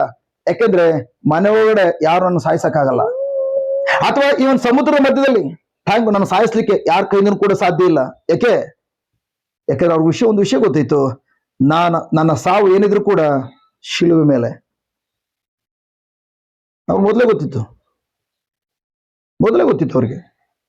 ಈಗ ಎಲ್ಲರ ಪಾಪಗಳ ಶಾಪಗಳನ್ನ ಪ್ರೈಸ್ಬಿಟ್ಟು ಗಾಡ್ ನಾನು ಹೊತ್ಕೊಂಡ ಮೇಲೆ my God hallelujah thank you Jesus, ಎಲ್ಲರ ಪಾಪಗಳನ್ನ ಶಾಪ ಹೊತ್ಕೊಂಡು ಶಿಲುಬೆ ಹೊಂದತಕ್ಕದ್ದು ಯಾಕಂದ್ರೆ ಶಾಪಗ್ರಸ್ತನು ಮರದ ಮೇಲೆ ತೂಗು ಹಾಕಲ್ಪಡತಕ್ಕದ್ದು ಎಂಬುದಾಗಿ ಹಳೆ ಒಡಂಬಡಿಕೆಯಲ್ಲಿ ಆಲ್ರೆಡಿ ಧರ್ಮಶಾಸ್ತ್ರದಲ್ಲಿ ಇದೆ. ಅವ್ರಿಗೆ ಗೊತ್ತಿತ್ತು, ಅವ್ರು ಬರುವಾಗಲೇ ಗೊತ್ತಿತ್ತು. ಮೈ ಗಾಡ್, ಇನ್ನೊಂದು ಗುಡ್ ನ್ಯೂಸ್ ಏನಂತಂದ್ರೆ ಪ್ರಭು ಯೇಸು ಬರುವಾಗಲೇ ಗೊತ್ತಿತ್ತು ನಾನು ಹೋಗ್ತಾರೆ ಅಂತಂದ್ರೆ, ಥ್ಯಾಂಕ್ ಗಾಡ್, ನಾನು ಹೋದ್ಮೇಲೆ ವಯಸ್ಸು ಬಂದ ಮೇಲೆ ನಾನು ಕೂಡ ಮದುವೆ ಮಾಡ್ಕೊಂಡು, ಮೈ ಗಾಡ್ ಪ್ರೈಸ್ ಬಿಡಿ ಗಾಡ್, ನನ್ನ ತಾಯಿ ಮಾತೆ ಮರಿಮಳಿಗೆ ಸೊಸೆನ ಕೊಟ್ಟು, ಮೈ ಗಾಡ್ ಅಲ್ಲಿಂದ ಒಂದು ಅರ್ಧ ಡಜನ್ ಒಂದು ಮಕ್ಕಳು ಮಾಡ್ಕೊಂಡು ನನ್ನ ಸಂತತಿ ಬೆಳೆಸ್ತೇನೆ ಎಂಬುದಾಗಿ ಅಲ್ವೇ ಇಲ್ಲ. ನಾನು ಹೋಗ್ತಾ ಇರುವಂತದ್ದೇ ಸಾಯ್ಲಿಕ್ಕಾಗಿ ಅಂತ ಚೆನ್ನಾಗಿ ಗೊತ್ತಿತ್ತು. ಎಷ್ಟು ಮಂದಿ ಪ್ರಿಯರೇ, ನಾವು ಈ ಮಾರ್ಗದಲ್ಲಿ ಹೋಗ್ತಾ ಇರೋದು ಸಾಯ್ಲಿಕ್ಕೆ ಅಂತ ಗೊತ್ತಾದ್ಮೇಲೆ ಆ ಮಾರ್ಗದಲ್ಲಿ ಹೋಗ್ತೇವೆ? ಇಲ್ಲ. ಕಾಡೇಕೆ ಸತ್ತೋಗ್ತೀವಿನ ಭಯ. ತಂದೆ ದೇವರು ಪ್ರಭು ಯೇಸುವನ್ನ ಕಳ್ಸಿಕೊಡುವಾಗ್ಲೇ ತಂದೆ ಗೊತ್ತಿತ್ತು ನನ್ನ ಮಗ ಏನ್ ಲೋಕ ಕಳ್ಸಿಕೊಡ್ತಾ ಇದಾನೋ, ನನ್ನ ಮಗ ಸಾಯ್ಲಿಕ್ಕೆ ಹೋಗ್ತಾ ಇರುವಂತದ್ದು. ನನ್ನ ಪ್ರೀತಿಯ ಸಹೋದರ ಸಹೋದರಿಯರೇ, ನಮ್ಗೆಲ್ರ ಜಸ್ಟ್ ಒಂದಲ್ಲ ಒಂದು ಏರಿಯಾದಲ್ಲಿ ನಾವು ಭಯ ಪಡ್ತಾ ಇದ್ದಾವೆ. ಬಟ್ ತಂದೆ ತನ್ನ ಮಗನ ಕಳ್ಸಿಕೊಡುವಾಗ ತಂದೆ ಗೊತ್ತಿತ್ತು ನನ್ನ ಮಗನನ್ನ ಭೂಲೋಕ ಕಳ್ಸಿಕೊಟ್ರೆ, ಪ್ರೈಸ್ ಗಾಡ್, ಜಸ್ಟ್ ಖಂಡಿತವಾಗಿಯೂ ಯಾವ ಜನರಿಗೋಸ್ಕರ ಒಳ್ಳೇದನ್ನ ಮಾಡ್ಲಿಕ್ಕಾಗಿ ನಾನು ಕಳಿಸ್ತಾ ಇದ್ದೀನೋ, ನನ್ನ ಮಗನು ಕೂಡ ಜನರಿಗೆ ಒಳ್ಳೇದು ಮಾಡ್ಲಿಕ್ಕೆ ಬರ್ತಾ ಇದ್ದಾನೋ, ಅದೇ ಜನರು ಎಲ್ಲ ಜನರ ಮುಂದೆ ಮಧ್ಯದಲ್ಲಿ ಅವನ್ನ ಬಟ್ಟೆನ ಬಿಚ್ಚಿ ಬೆತ್ತಲೆಗೊಳಿಸ್ತಾರೆ, ನಗ್ನತೆಗೊಳಿಸ್ತಾರೆ. ಅದೇ ಜನರು ಶೂಕಲ್ಲು ಒದಿತಾರೆ, ಎಲಡಿಕೆ ಹಾಕೊಂಡು ಉಗಿತಾರೆ, ಗಡ್ಡದ ಕಿತ್ತು ಬಿಸಾಕ್ತಾರೆ, ಬೆತ್ತಲೆಯಾಗಿ ಶಿಲ್ಬೆ ಜಡಿತಾರೆ. ಎಲ್ಲ ತಂದೆ ಗೊತ್ತಿತ್ತು, ಮಗನು ಕೂಡ ಗೊತ್ತಿತ್ತು. ಆದ್ರೂ ಕೂಡ ಮಗನು ಬರ್ಲಿಕ್ಕೆ ಸಿದ್ಧನಾದ, ಅಪ್ಪನು ಕೂಡ ಜಾಗ ಕಳ್ಸ್ಕೊಳ್ಲಿಕ್ಕೆ ಸಿದ್ಧರಾದ್ರು. ಇದು ನನ್ನ ಪ್ರಶ್ನೆ, ಅಪ್ಪನಿಗೆ ಯಾಕೆ ಮರಣದ ಭಯ ಇಲ್ಲ? ಮಗನಿಗೆ ಯಾಕೆ ಮರಣ ಭಯ ಇಲ್ಲ? ಅವ್ರು ಗೊತ್ತಿದ್ದಾರೆ. ವಿಶೇಷ ಮಗನಿಗೆ ಚೆನ್ನಾಗಿ ಗೊತ್ತು. ಜಸ್ಟ್ ಡ್ಯಾಡಿ ನನ್ನ ಬೆತ್ತಲೆಗೊಳಿಸ್ತಾರ. ಸುಮ್ಮನೆ ಅನ್ಸ್ಕೊಳ್ಳಿ, ಆ ಜಾಗಕ್ಕೆ ಹೋದ್ರೆ ನಮ್ಮನ್ನ ಬೆತ್ತಲೆಗೊಳಿಸ್ತಾರೆ ಅಂತಂದ್ರೆ, ಬೆತ್ತಲೆಗೊಳಿಸೋ ಮೊದಲೇ ನಾವು ಬೆತ್ತಲೆ ಆಕಾರದಲ್ಲಿ ನೋಡ್ಬಿಡ್ತೇವೆ. ಕರೆಕ್ಟಾ? ಅದಕ್ಕೆ ನಾವು ಜಾಗಕ್ಕೆ ಹೋಗಲ್ಲ. ಆ ಥಾಟ್ಸ್ ಬಂದು ಪ್ರಭು ಯೇಸುವಿಗೆ ಇಲ್ಲಿ ಬರುವಾಗಲೇ ತಂದೆ ಹೇಳ್ತಿದ್ದಾರೆ, ಯೋಹನ 3:16 ಲೋಕವನ್ನ ದೇವರು ಎಷ್ಟಾಗಿ ಪ್ರೀತಿ ಮಾಡಿದ್ರೆ ಅಂದ್ರೆ ತನ್ನ ಒಬ್ಬನೇ ಮಗನನ್ನ ಕೊಟ್ಟರು. ಅಷ್ಟು ಮಟ್ಟಿಗೆ ದೇವ್ರು ಪ್ರೀತಿ ಮಾಡ್ತಿದಾರೆ. ಬಟ್ ಇನ್ನೊಂದು ಬದಿಯಲ್ಲಿ ಗೊತ್ತು, ನಾನು ಎಷ್ಟು ಮಟ್ಟಿಗೆ ನನ್ನ ಮಕ್ಕಳನ್ನ ನನ್ನ ಜನರನ್ನ ಪ್ರೀತಿ ಮಾಡ್ತದನೋ, ಅದೇ ಜನರು ನನ್ನ ಮಗನನ್ನ ಬೆತ್ತಲೆಗೊಳಿಸ್ತಾರೆ. ನನ್ನ ಮಗನ ಮೇಲೆ ಒಂದೊಂದು ಇವನ್ ಚಿಕ್ಕ ಒಂದು ಬಟ್ಟೆಯನ್ನು ಕೂಡ ಇಲ್ಲದಂತೆ ಎಲ್ಲವನ್ನ ಕಾಲ್ಚಿ ಬಿಸಾಕ್ತಾರೆ. ಎಲ್ಲ ಗೊತ್ತು. ಬಟ್ ಅದ್ರ ಕಾರಣ ಒಂದು ಥ್ಯಾಂಕ್ ಗಾಡ್, ನಮ್ಮೆಲ್ಲರ ಪ್ರೀತಿಯ ಮೇರೆಗೆ ನಮ್ಮ ಮೇಲಿನ ಪ್ರೀತಿಗಾಗಿ ತನ್ನ ಮಗನ ಕಳಿಸ್ಕೊಟ್ರು. ಪ್ರಭು ಯೇಸು ಥ್ಯಾಂಕ್ ಗಾಡ್ ವಿಷಯ ಗೊತ್ತಿರೋ ಯಾಕೆ ಬಂದ್ರು? ಅವ್ರು ಗೊತ್ತಿತ್ತು ನಾನು ದೇವರಿಂದ ಹುಟ್ಟಿರುವಂತ ಮಗನಾಗಿರೋದ್ರಿಂದ, ಪ್ರೈಸ್ ಗಾಡ್. ಒಂದು ಗುಡ್ ನ್ಯೂಸ್ ಏನಂತಂದ್ರೆ, ಯಾವ ನಗ್ನತೆ ಆಗ್ಲಿ ನನ್ನನ್ನ ಸೋಲ್ಸಕ್ ಸಾಧ್ಯ ಇಲ್ಲ. ಯಾವ ಬೆತ್ತಲೆತನವಾಗ್ಲಿ ಯಾವ ಕಾರಣಕ್ಕೂ ನನ್ನ ಮೇಲೆ ದೊರೆತನ ಮಾಡ್ಲಿಕ್ಕೆ ಸಾಧ್ಯ ಇಲ್ಲ. ಬದಲಾಗಿ ನಾನು ಈ ಲೋಕಕ್ಕೆ ಥ್ಯಾಂಕ್ ಗಾಡ್ ತಂದೆ ಯೋಜನೆಯನ್ನ ಪರಿಪೂರ್ಣಗೊಳಿಸಿ ಬಂದಿದ್ದೇನೆ. ಮಧ್ಯದಲ್ಲಿ ಬೆತ್ತಲೆ ಆಗ್ತಾನೆ ಗೊತ್ತಿದೆ. ಬೆತ್ತಲೆ ಆದ್ರೆ ಇನ್ಮೇಲೆ ಈ ಲೋಕದಲ್ಲಿ ಪ್ರಿಯರೇ ಎಲ್ಲದಕ್ಕೋಸ್ಕರ ಜೀವಿಸ್ಬೋದು, ಎಲ್ಲವನ್ನ ಕಳ್ಕೊಳ್ಬಹುದು. ಒಂದ್ಸಲ ಜನರ ಮಧ್ಯದಲ್ಲಿ ನಾವು ಬೆತ್ತಲೆ ಆದ್ವಾ, ಅವತ್ ನೈಟ್ ಆತ್ಮಹತ್ಯೆ ಮಾಡ್ಕೊಳ್ತೇವೆ. ಕರೆಕ್ಟಾ? ಇನ್ ಯಾರಿಗೋಸ್ಕರ ಜೀವಿಸ್ಬೇಕು? ನಾನು ಎಲ್ರಿಗೂ ಎದುರ್ತಾ ಇದ್ದು ಇದೊಂದಕ್ಕೋಸ್ಕರ. ನಮಗೆ ಎಲ್ಲ ಈ ಬೆತ್ತಲೆತನ ನೋಡಿದ್ರು ಅಂತ ಹೇಳಿದ್ಮೇಲೆ ಇನ್ನು ಮುಂದೆ ಏನ್ ಮಾಡ್ಲಿಕ್ಕೆ ಸಾಧ್ಯ ಅಂತೇಳಿ ಎಷ್ಟೋ ಜನರು ಆತ್ಮಹತ್ಯೆ ಮಾಡ್ಕೊಳ್ತವೆ. ಬಟ್ ಪ್ರಭು ಯೇಸು ಯಾಕೆ ಜಸ್ಟ್ ಅಂತ ಆಲೋಚನೆ ಬರಲಿಲ್ಲ? ಮನುಷ್ಯರಾಗಿದ್ರು ಕೂಡ ಅವ್ರಿಗೆ ಗೊತ್ತು ಪ್ರಿಯರೇ, ಬೆತ್ತಲೆತನ ನನ್ನ ಯೋಜನೆಯನ್ನ ಯಾವ ಕಾರಣಕ್ಕೂ ಜಯಿಸ್ಲಿಕ್ಕೆ ಸಾಧ್ಯ ಇಲ್ಲ. ಈ ಬೆತ್ತಲೆತನ ಕೂಡ ಜಯಿಸಿ ದೇವರ ಯೋಜನೆಯನ್ನ, ನನ್ನ ತಂದೆ ಯೋಜನೆಯನ್ನ ನಾನು ಫುಲ್ಫಿಲ್ ಮಾಡುವಂತ ಸಂಪೂರ್ಣಗೊಳಿಸುವ ಹಾದಿಯಲ್ಲಿ ನಾನು ಮುನ್ನೋಡಿ ವ್ಯಕ್ತಿ ಆಗಿದ್ದೇನೆ. ಈ ಲೋಕದ ಬೆತ್ತಲೆತನವನ್ನು ಕೂಡ ನಾನು ಜಯಿಸಿರುವ ಜಯಶಾಲಿ ಆಗಿದ್ದೇನೆ. ಕಾರಣ ನಾನು ದೇವರಿಂದ ಹುಟ್ಟಿರುವ ದೇವರ ಮಗುವಾಗಿದ್ದೇನೆ. ಹಲೋ ನನ್ನ ಪ್ರೀತಿಯ ಸಹೋದರ ಸಹೋದರಿಯರ, ಪ್ರೈಸ್ ಬಿಡಿ ಗಾಡ್. ಹಾಗಾದ್ರೆ ಪ್ರಭು ಯೇಸು ನೋಡಿ, ಈ ಲೋಕದಲ್ಲಿ ಅನೇಕ ದೊಡ್ಡ ದೊಡ್ಡ ಸಮಸ್ಯೆಗಳನ್ನು ಎದುರಿಸಿದ್ರು ಕೂಡ ಯಾವ ಸಮಸ್ಯೆಗಳು ಕೂಡ ಅವರ ಮೇಲೆ ದೊರೆತನ ಮಾಡಲಿಲ್ಲ. ಕಾರಣ ಯಾಕಂದ್ರೆ ಒಂದರಲ್ಲಿ ಅವ್ರು ತುಂಬಾ ಸ್ಟ್ರಾಂಗ್ ಆಗಿದ್ರು. ನಾನು ದೇವರಿಂದ ಹುಟ್ಟಿದವನಾಗಿದ್ದಾನೆ. ದೇವರಿಂದ ಹುಟ್ಟಿದವನು ದೇವರಿಗಾಗಿನೇ, ದೇವರ ಯೋಜನೆಗಾಗಿನೇ ನಾನು ಜೀವಿಸುವಂತ ಮಗುವಾಗಿದ್ದಾನೆ. Praise the Lord. Hallelujah. Hallelujah. Hallelujah. Thank you, Jesus. Thank you, Jesus. Praise Jesus. Praise Jesus. Hallelujah. Hallelujah. Hallelujah. Hallelujah. ಒಂದು ಕ್ಷಣ ಯೋಚನೆ ಮಾಡಿ ಪ್ರಿಯರ, ಪ್ರೈಸ್ ಬಿಡಿ ಗಾಡ್. ಸಪೋಸ್ ನೆಕ್ಸ್ಟ್ ಮುಂದಿನ ತಿಂಗಳು ಕ್ರಿಸ್ಮಸ್ ಬರ್ತಾ ಇದೆ, ಕರೆಕ್ಟ್? ಕ್ರಿಸ್ಮಸ್ ಅಲ್ಲಿ ನೀವು ಆಚರಿಸ್ತೀರಿ? ಕ್ರಿಸ್ಮಸ್ ಏನೆಲ್ಲ ತಿಂಡಿ ಮಾಡ್ತೀರಿ? ರೋಸ್ ಕುಕೀಸ್, ಗಲಗಲ, ಕಲ್ಕಲ, ಕರೆಕ್ಟ್? ಎಲ್ಲ ಮಾಡ್ತೀವಿ, ಹೌದಲ್ಲ? ಮನೇಲಿ ರೋಸ್ ಕುಕ್ಕೀಸ್ ಗಲಗಲ ಕಲ್ಕಲ್ ಎಲ್ಲ ಮಾಡ್ತೀರಿ, ಎಲ್ಲ ತಿಂಡಿ ಮಾಡಾಯ್ತು, ಕೇಕ್ ಕೂಡ ಕಟ್ ಮಾಡಾಯ್ತು. ಕೊನೆಗೆ ಪ್ರೈಸ್ ಬಿಡಿ ಗಾಡ್, ಥ್ಯಾಂಕ್ ಗಾಡ್, ಜಸ್ಟ್ ಆ ಕ್ರಿಸ್ಮಸ್ ಹಬ್ಬ, ಕ್ರಿಸ್ತ ಯೇಸುವಿನ ಜನ್ಮ ಆಗಿದೆ, ಸಂತೋಷದ ಹಬ್ಬ, ಮಾನವಕುಲ ರಕ್ಷಣೆ ಮಾಡ್ಲಿಕ್ಕಾಗಿ ನಮ್ಮ ಪ್ರಭು ಯೇಸು ಕ್ರಿಸ್ತ ಬಂದಂತ ಜ್ಞಾಪಕಾರ್ಥವಾಗಿ ಹಬ್ಬವನ್ನು ಕೊಂಡಾಡ್ತದವೆ. ಅದಾದ್ಮೇಲೆ ಪ್ರೈಸ್ ಗಾಡ್, ನಿಮ್ಮ ಮಕ್ಕಳಿಗೆ ಒಳ್ಳೆ ಬಟ್ಟೆ ಹಾಕ್ಸಿ, ಜಸ್ಟ್ ಥ್ಯಾಂಕ್ ಗಾಡ್, ಜಸ್ಟ್ ಹೋಗ ಪಕ್ಕ ಮನೆಗೆ ಕೇಕು ಮತ್ತು ಈ ರೋಸ್ ಕುಕ್ಕೀಸ್ ಗಲಗಲ ಕಲಕಲ ಎಲ್ಲ ಕೊಟ್ಬಿಟ್ಟು ಬನ್ನಿ, ಒಂದು ಪ್ಲೇಟ್ಗೆ ಹಾಕಿ ಕೊಟ್ಟು ಕಳಿಸಿರಿ. ಅವ್ರು ತೆಗೆದುಕೊಂಡು ಕೊಟ್ರು, ಎಡಗಡೆ ಇರೋದು ಎಲ್ಲ ಮನೆಗಳಾಗ್ಬಿಟ್ವು. ಮಕ್ಳು ಮಮ್ಮಿ ಈ ಎಲ್ಲ ಮನೆಗಳು ಕೊಟ್ಟಾಯ್ತೆ, ಅಕ್ಕ ಈ ಮನೆ ಕೊಟ್ಲು, ನಾನು ಆ ಮನೆ ಕೊಟ್ಟೆ, ಅಕ್ಕ ಆ ಮನೆ ಕೊಟ್ಲು, ಇಂಥವ್ರ ಮನೆ ಕೊಟ್ಟೆ, ಎಲ್ಲ ಆಯ್ತು ಮಕ್ಳು. ಈ ಕಡೆಗೆ ಎಲ್ಲ ಆಯ್ತು. ನೆಕ್ಸ್ಟ್ ಈ ಕಡೆ ಮಮ್ಮಿ ಈ ಕಡೆ ಮನೆಗೆ ಹಾಕೊಡು, ಇಬ್ಬರು ಮಕ್ಳು 2 ಪ್ಲೇಟ್ಗೆ ಹಾಕೊಟ್ರಿ. ಪ್ರೈಸ್ ಗಾಡ್, ನಿಮಗೂ ಪಕ್ಕ ಮನೆಗೂ ಏನೋ ಸಣ್ಣ ವಿಷಯ ಕಸಿವಿಸಿ ಆಗಿದೆ, ಅದು ಏನು 2-3 ವರ್ಷ ಆಗ್ಬಿಟ್ಟಿದೆ. ಪ್ರೈಸ್ ಗಾಡ್, ಈಗ ಅಕ್ಕ ತಂಗಿನೋ ಅಥವಾ ಅಣ್ಣ ತಂಗಿ ಇಬ್ರು ಮಾತಾಡ್ಕೊಳ್ತಾರೆ, ನೋಡು ನೀನು ಪಕ್ಕ ಮನೆ ಆಂಟಿ ಮನೆಗೆ ಹೋಗು, ನಾನು ಅವ್ರ ಮನೆಗೆ ಹೋಗ್ತೇನೆ. ಹಿಂಗ್ ಮಾತಾಡುವಾಗ ನಾವೇನ್ ಹೇಳ್ತೇವೆ, ಪಕ್ಕ ಮನೆಗೆ ಹೋಗ್ಬೇಡ, ಅದೊಂದ್ ಮನೆ ಬಿಟ್ಟು ಬೇರೆ ಮನೆ ಕೊಡಿ, ಹೇಳಲ್ಲ? ಯಾಕಂದ್ರೆ ಪಕ್ಕ ಮನೆಗೆ ನಮಗೆ ಮಾತುಕತೆ ಇಲ್ಲ, ಜಗಳ ಆಗ್ಬಿಟ್ಟಿದ್ದೇವೆ. ನನ್ನ ಪ್ರೀತಿಯ ಸಹೋದರ ಸಹೋದರಿ, ಉಪಯೋಗಿಸ್ಬಿಡಿ ಗಾಡ್, ಥ್ಯಾಂಕ್ ಗಾಡ್, 2-3 ವರ್ಷದಿಂದ ಹಿಂದೆ ಆದಂತಹ ಜಗಳ ಇನ್ನೂ ಕೂಡ ನಮ್ಮ ಮನಸ್ಸಿನಲ್ಲಿ ಜಸ್ಟ್ ಅದು ಆಳವಾಗಿ ಉಳ್ಕೊಂಡಿದೆ. ಅದಾಯ್ತು, ಕೊಡ್ಲಿಲ್ಲ, ಓಕೆ ಪರವಾಗಿಲ್ಲ, ಥ್ಯಾಂಕ್ ಗಾಡ್, 2-3 ಮನೆ ಕೊಟ್ರಿ. ಅದಾದ್ಮೇಲೆ 5ನೇ ಮನೆಯಲ್ಲಿ ಜಸ್ಟ್ ಹೊರಗಡೆಯಿಂದ ಯಾರೋ ಹುಡುಗರು ಬಾಯ್ಸ್ ಬಂದು ಅಲ್ಲಿ ಜಸ್ಟ್ ಒಂದು 5-6 ಮಂದಿ ಇದ್ದಾರೆ, ರೂಮ್ ಬಾಡಿಗೆ ಮನೆ ಮಾಡ್ಕೊಂಡಿದ್ದಾರೆ, ಬಟ್ ತುಂಬಾ ಕೆಟ್ಟವರು. ಅವ್ರ ಬಗ್ಗೆ ಎಲ್ಲ ನೀವು ಕೇಳಿಸ್ಕೊಂಡಿದ್ದೀರಿ. ಅವರು ಜಸ್ಟ್ ಹೆಂಗಸನ್ನ ಕೆಟ್ಟದಾಗಿ ನೋಡ್ತಾರೆ, ಕೊನೆಗೆ ಎಷ್ಟೋ ವಿಷಯಗಳು ಜೈಲ್ಗೆ ಹೋಗಿ ಬಂದಿದ್ದಾರೆ. ಬಟ್ ಯಾವುದೋ ಒಂದು ಮನೆ ಖಾಲಿ ಇತ್ತು ಅಂತೇಳಿ ಆ ಮನೆ ಒಂದು ಫಾರಿನ್ ಇದ್ದಿದ್ದರಿಂದ ಎಲ್ಲೋ ಆನ್ಲೈನ್ ಭೇಟಿಯಾಗಿ ಆ ಮನೆ ಬಾಡಿಗೆ ಪಡ್ಕೊಂಡು ಈಗ ನಿಮ್ಮ ಏರಿಯಾದಲ್ಲಿ ಇದ್ದಾರೆ. ಈಗ ಪ್ರೈಸ್ ಗಾಡ್, ಎಷ್ಟು ಮಂದಿ ಪ್ರಿಯರೇ, ನಿಮ್ಮ ಮಕ್ಕಳನ್ನ ಪ್ರೈಸ್ ಬಿಡಿ ಗಾಡ್, ಅವ್ರು ಕೂಡ ಯಾವಾಗಲೂ ಕೂಡ ಫುಲ್ ಟೈಟ್ ಆಗಿರೋರು, ಅವ್ರಿಗೆ ಏನ್ ಮಾಡ್ತಾರೆ ಅಂತ ಗೊತ್ತಿಲ್ಲ, ಯಾವಾಗಲೂ ಕೂಡ ಡ್ರಗ್ಸ್ ತಗೊಳ್ಳೋಂಥವ್ರು ಅಂತವ್ರು ಗ್ಯಾಂಗ್ ಅದು. ಬಟ್ ಈಗ ಎಷ್ಟು ಮಂದಿ ನೀವು ಪ್ರೈಸ್ ಬಿಡಿ ಗಾಡ್, ನಿಮ್ಮ ಮಗಳನ್ನಾಗ್ಲಿ ಅಥವಾ ಮಗನನ್ನಾಗ್ಲಿ ಆ ಮನೆಗೆ ಥ್ಯಾಂಕ್ ಕೇಕ್ ಕೊಟ್ಬಿಡ್ಬಾ, ರೋಸ್ ಕುಕೀಸ್ ಗಲಗಲ ಕೊಟ್ಬಿಡ್ಬಾ, ಕ್ರಿಸ್ಮಸ್ ವಿಶ್ ಮಾಡ್ಬಿಡ ಅಂತ ಕಳಿಸ್ತೀರಿ? ಕಳಿಸ್ತೀವ? ಅಲ್ಲಿ ಬರೀ 5 ಮಂದಿನೋ 6 ಮಂದಿನೋ ಇದ್ದಾರೋ, 5 ಮಂದಿ 6 ಮಂದಿ ಇರ್ಬೋದು, ಆ 6 ಮಂದಿ ಇರುವಂತ ಜಾಗಕ್ಕೆ ನಮ್ಮ ಮಗಳನ್ನ ಅಥವಾ ನಮ್ಮ ಮಗನ ಕಳ್ಸಕ್ಕೆ ನಾವು ಇಷ್ಟಪಡೋದಿಲ್ಲ. ಇವನ್ ಒಳಗಡೆ ಮಕ್ಕಳು ಹೋಗಬೇಕಾಗಿಲ್ಲ, ಬಾಗಿಲಿಟ್ಬಿಟ್ಟು ಪ್ರೈಸ್ ಜಸ್ಟ್ ಹ್ಯಾಪಿ ಕ್ರಿಸ್ಮಸ್ ಅಂತ ಹೇಳ್ಬಿಟ್ಟು ಇವನ್ ದೂರದಿಂದ ಕೊಟ್ಬಿಟ್ಟು ಬರ್ಬೋದು, ಮನೆ ಒಳಗೆ ಹೋಗದೆ ಹೋದ್ರು ಕೂಡ, ಆದ್ರೂ ಕಳ್ಸಲ್ಲ ನಾವು, ಯಾಕಂದ್ರೆ ತುಂಬಾ ಕೆಟ್ಟವರು. ಬಟ್ ಯೋಚನೆ ಮಾಡಿ, ತಂದೆ ತನ್ನ ಮಗನನ್ನ ಭೂಲೋಕ ಕಳಿಸುವಾಗ್ಲೇ ಎಲ್ರು ಗೊತ್ತು, ಇಡೀ ಭೂಲೋಕದಲ್ಲಿ ಒಂದು ಎಲ್ರು ಕೂಡ ಪಾಪಿಗಳೇ, ಕೆಟ್ಟವ್ರೆ, ಎಲ್ರು, ಒಬ್ಬರು ಒಳ್ಳೆಯನಿಲ್ಲ, ಎಲ್ರು ಕೂಡ ಯೇಸುವಿನ ಶರೀರ ಕಿತ್ತು ತಿನ್ನಂತವ್ರು, ಪಿಶಾಚಿಗಳ ರೀತಿ ವರ್ತಿಸುವಂತವರು, ದೇವರ ಯೋಜನೆ ನಾಶಗೊಳಿಸಿರುವಂತ ವ್ಯಕ್ತಿಗಳು, ದೇವರ ಜೊತೆ ಸಂಬಂಧ ಇಲ್ಲದಿರುವ ವ್ಯಕ್ತಿಗಳು, ದೇವರ ಪುತ್ರನ್ನು ಕೂಡ ಬೆತ್ತಲೆಗೊಳಿಸಿ ಇಡೀ ಎಲ್ರು ಕೂಡ ನೀನ್ ದೇವರ ಮಗನಾಗಿದ್ರೆ ಮಗನೇ ನಿನ್ನ ರಕ್ಷಿಸ್ಕೊ ಅಂತೇಳಿ ಮೂದಲಿಸಿ ಮಾತಾಡೋಂಥವ್ರು, ಅಷ್ಟು ಕಚಡ ತುಂಬಿರುವಂತಹ ಅಂತ ಭೂಲೋಕಕ್ಕೆ ಎಷ್ಟು ಮಂದಿ ನಮ್ಮ ಮಕ್ಕಳನ್ನ ಕಳ್ಸಿಕೊಡ್ತಾ ಇದೀವಿ? ಬರೀ 5 ಜನ ಇರಕ್ಕೆ ಕಳಿಸಲಿಲ್ಲ. ಯೋಚನೆ ಮಾಡಿ ಪ್ರಿಯರೇ, ಅದಕ್ಕೆ ನಾನು ಯಾವಾಗ ಕೂಡ ಯೋಚನೆ ಮಾಡುವಂಥದ್ದು, ಕ್ರೈಸ್ತ ಮಕ್ಕಳು ಮಾತೆತ್ತ ಬರೀ ಭಿಕ್ಷೆ ಬೇಡ, ದೇವಾ ನನಗೆ ಆರೋಗ್ಯ ಕೊಡು, ನನಗೆ ಅದು ಕೊಡು, ಇದು ಕೊಡು, ಮೈ ಗಾಡ್, ಇದೆಲ್ಲ ಆಲೋಚನೆ ಮಾಡಿ ನೀವು. ಮೈ ಗಾಡ್, ನನ್ನನ್ನ ದೇವರು ಇಷ್ಟು ಮಟ್ಟಿಗೆ ಪ್ರೀತಿ ಮಾಡಿದ್ರಿಂದ ಇದೆಲ್ಲ ಗೊತ್ತಿರು ಕೂಡ ನಾನೇ ನನ್ನ ಪಾಪದ ನಿಮಿತ್ತವಾಗಿ ನನ್ನ ಪ್ರಭು ಯೇಸುವನ್ನ ಬೆತ್ತಲೆಗೊಳಿಸ್ತೇನೆ, ನಾನೇ ನನ್ನ ಪಾಪದ ನಿಮಿತ್ತವಾಗಿ ಶಿಲುಬೆ ಜಡಿತೇನೆ, ನಾನೇ ಎಲ್ಲಡಿಕೆ ಹಾಕೊಂಡು ಯೇಸುವಿನ ಮುಖಕ್ಕೆ ಉಗುಳ್ತೇನೆ, ಶೂಕಲ್ ಒದಿತೇನೆ. ಇದೆಲ್ಲ ಗೊತ್ತಿದ್ರು ಕೂಡ ನನ್ನ ಮೇಲಿನ ಪ್ರೀತಿಗಾಗಿ, ನನ್ನ ರಕ್ಷಣೆ ಮಾಡ್ಲಿಕ್ಕಾಗಿ ಪ್ರಭು ಯೇಸು ತನ್ನ ಒಬ್ಬನೊಬ್ಬ ಮಗನನ್ನ ನನಗೋಸ್ಕರ ಬಲಿ ಕೊಟ್ಟ ಮೇಲೆ ಇನ್ನೇನು ಪ್ರೇರೆ ಆರೋಗ್ಯ ಕೊಡಲ್ವಾ, ಹಣಕಾಸು ಕೊಟ್ಟಿಲ್ವಾ, ಸಮೃದ್ಧಿ ಕೊಟ್ಟಿಲ್ವಾ? ಯೇಸು ಕ್ರಿಸ್ತರನ್ನೇ ಕೊಟ್ಟ ಮೇಲೆ ಇನ್ಯಾವುದನ್ನು ತಾನೆ ಅವ್ರು ತನ್ನ ಕೈ ಇಟ್ಕೊಂಡು ಬಚ್ಚಿಟ್ಕೊಂಡಿದ್ದಾರೆ? ಎಲ್ಲವನ್ನ ಈಗಾಗಲೇ ಕೊಟ್ಬಿಟ್ಟಿದ್ದಾರೆ. ಬಟ್ ನಾವು ಹುಡುಕ್ತಲ್ಲ ಅಷ್ಟೇ, ನಾವು ಲೋಕದಲ್ಲಿ ನಮ್ಮ ಸಮಸ್ಯೆಗಳು ಬೇಕಾದ ಪರಿಹಾರ ಹುಡುಕ್ಲಿಕ್ಕೆ ಹೋಗ್ತಾ ಇದಾವೆ. ನೋ, ಕ್ರಿಸ್ತನಲ್ಲಿ ನಿಮ್ಮ ಎಲ್ಲಾ ಸಮಸ್ಯೆಗಳಿಗೆ ದೇವರು ಈಗಾಗಲೇ ಪರಿಹಾರ ಕೊಟ್ಟಿದ್ದಾರೆ.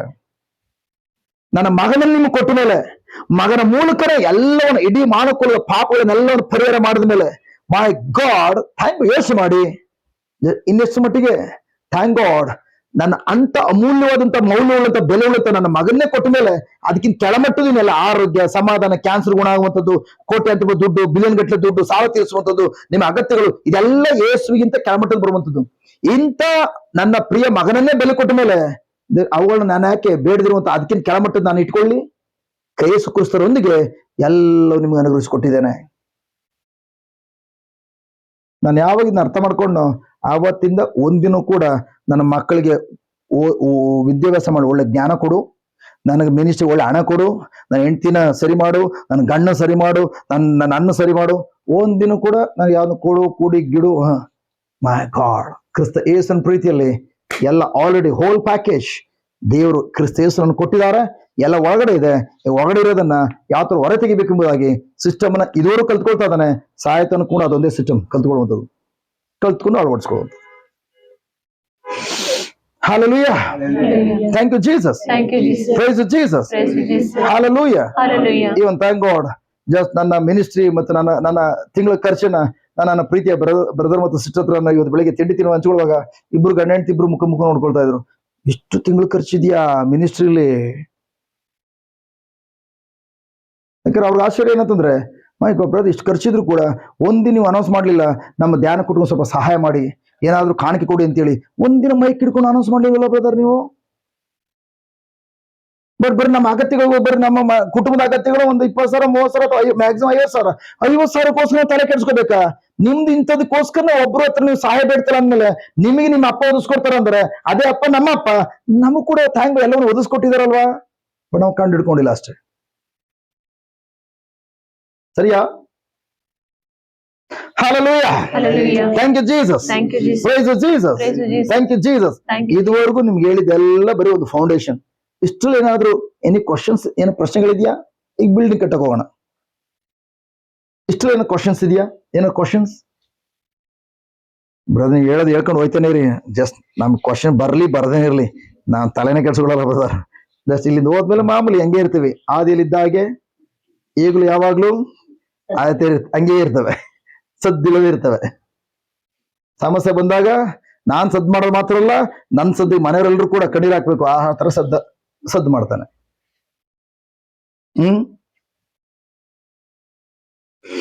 Hallelujah. Hallelujah. Thank you Jesus. Thank you, Jesus. ಎಲ್ರು ಕ್ಲಿಯರ್? ಇದುವರೆಗೂ ಅರ್ಥ ಆಯ್ತಾ?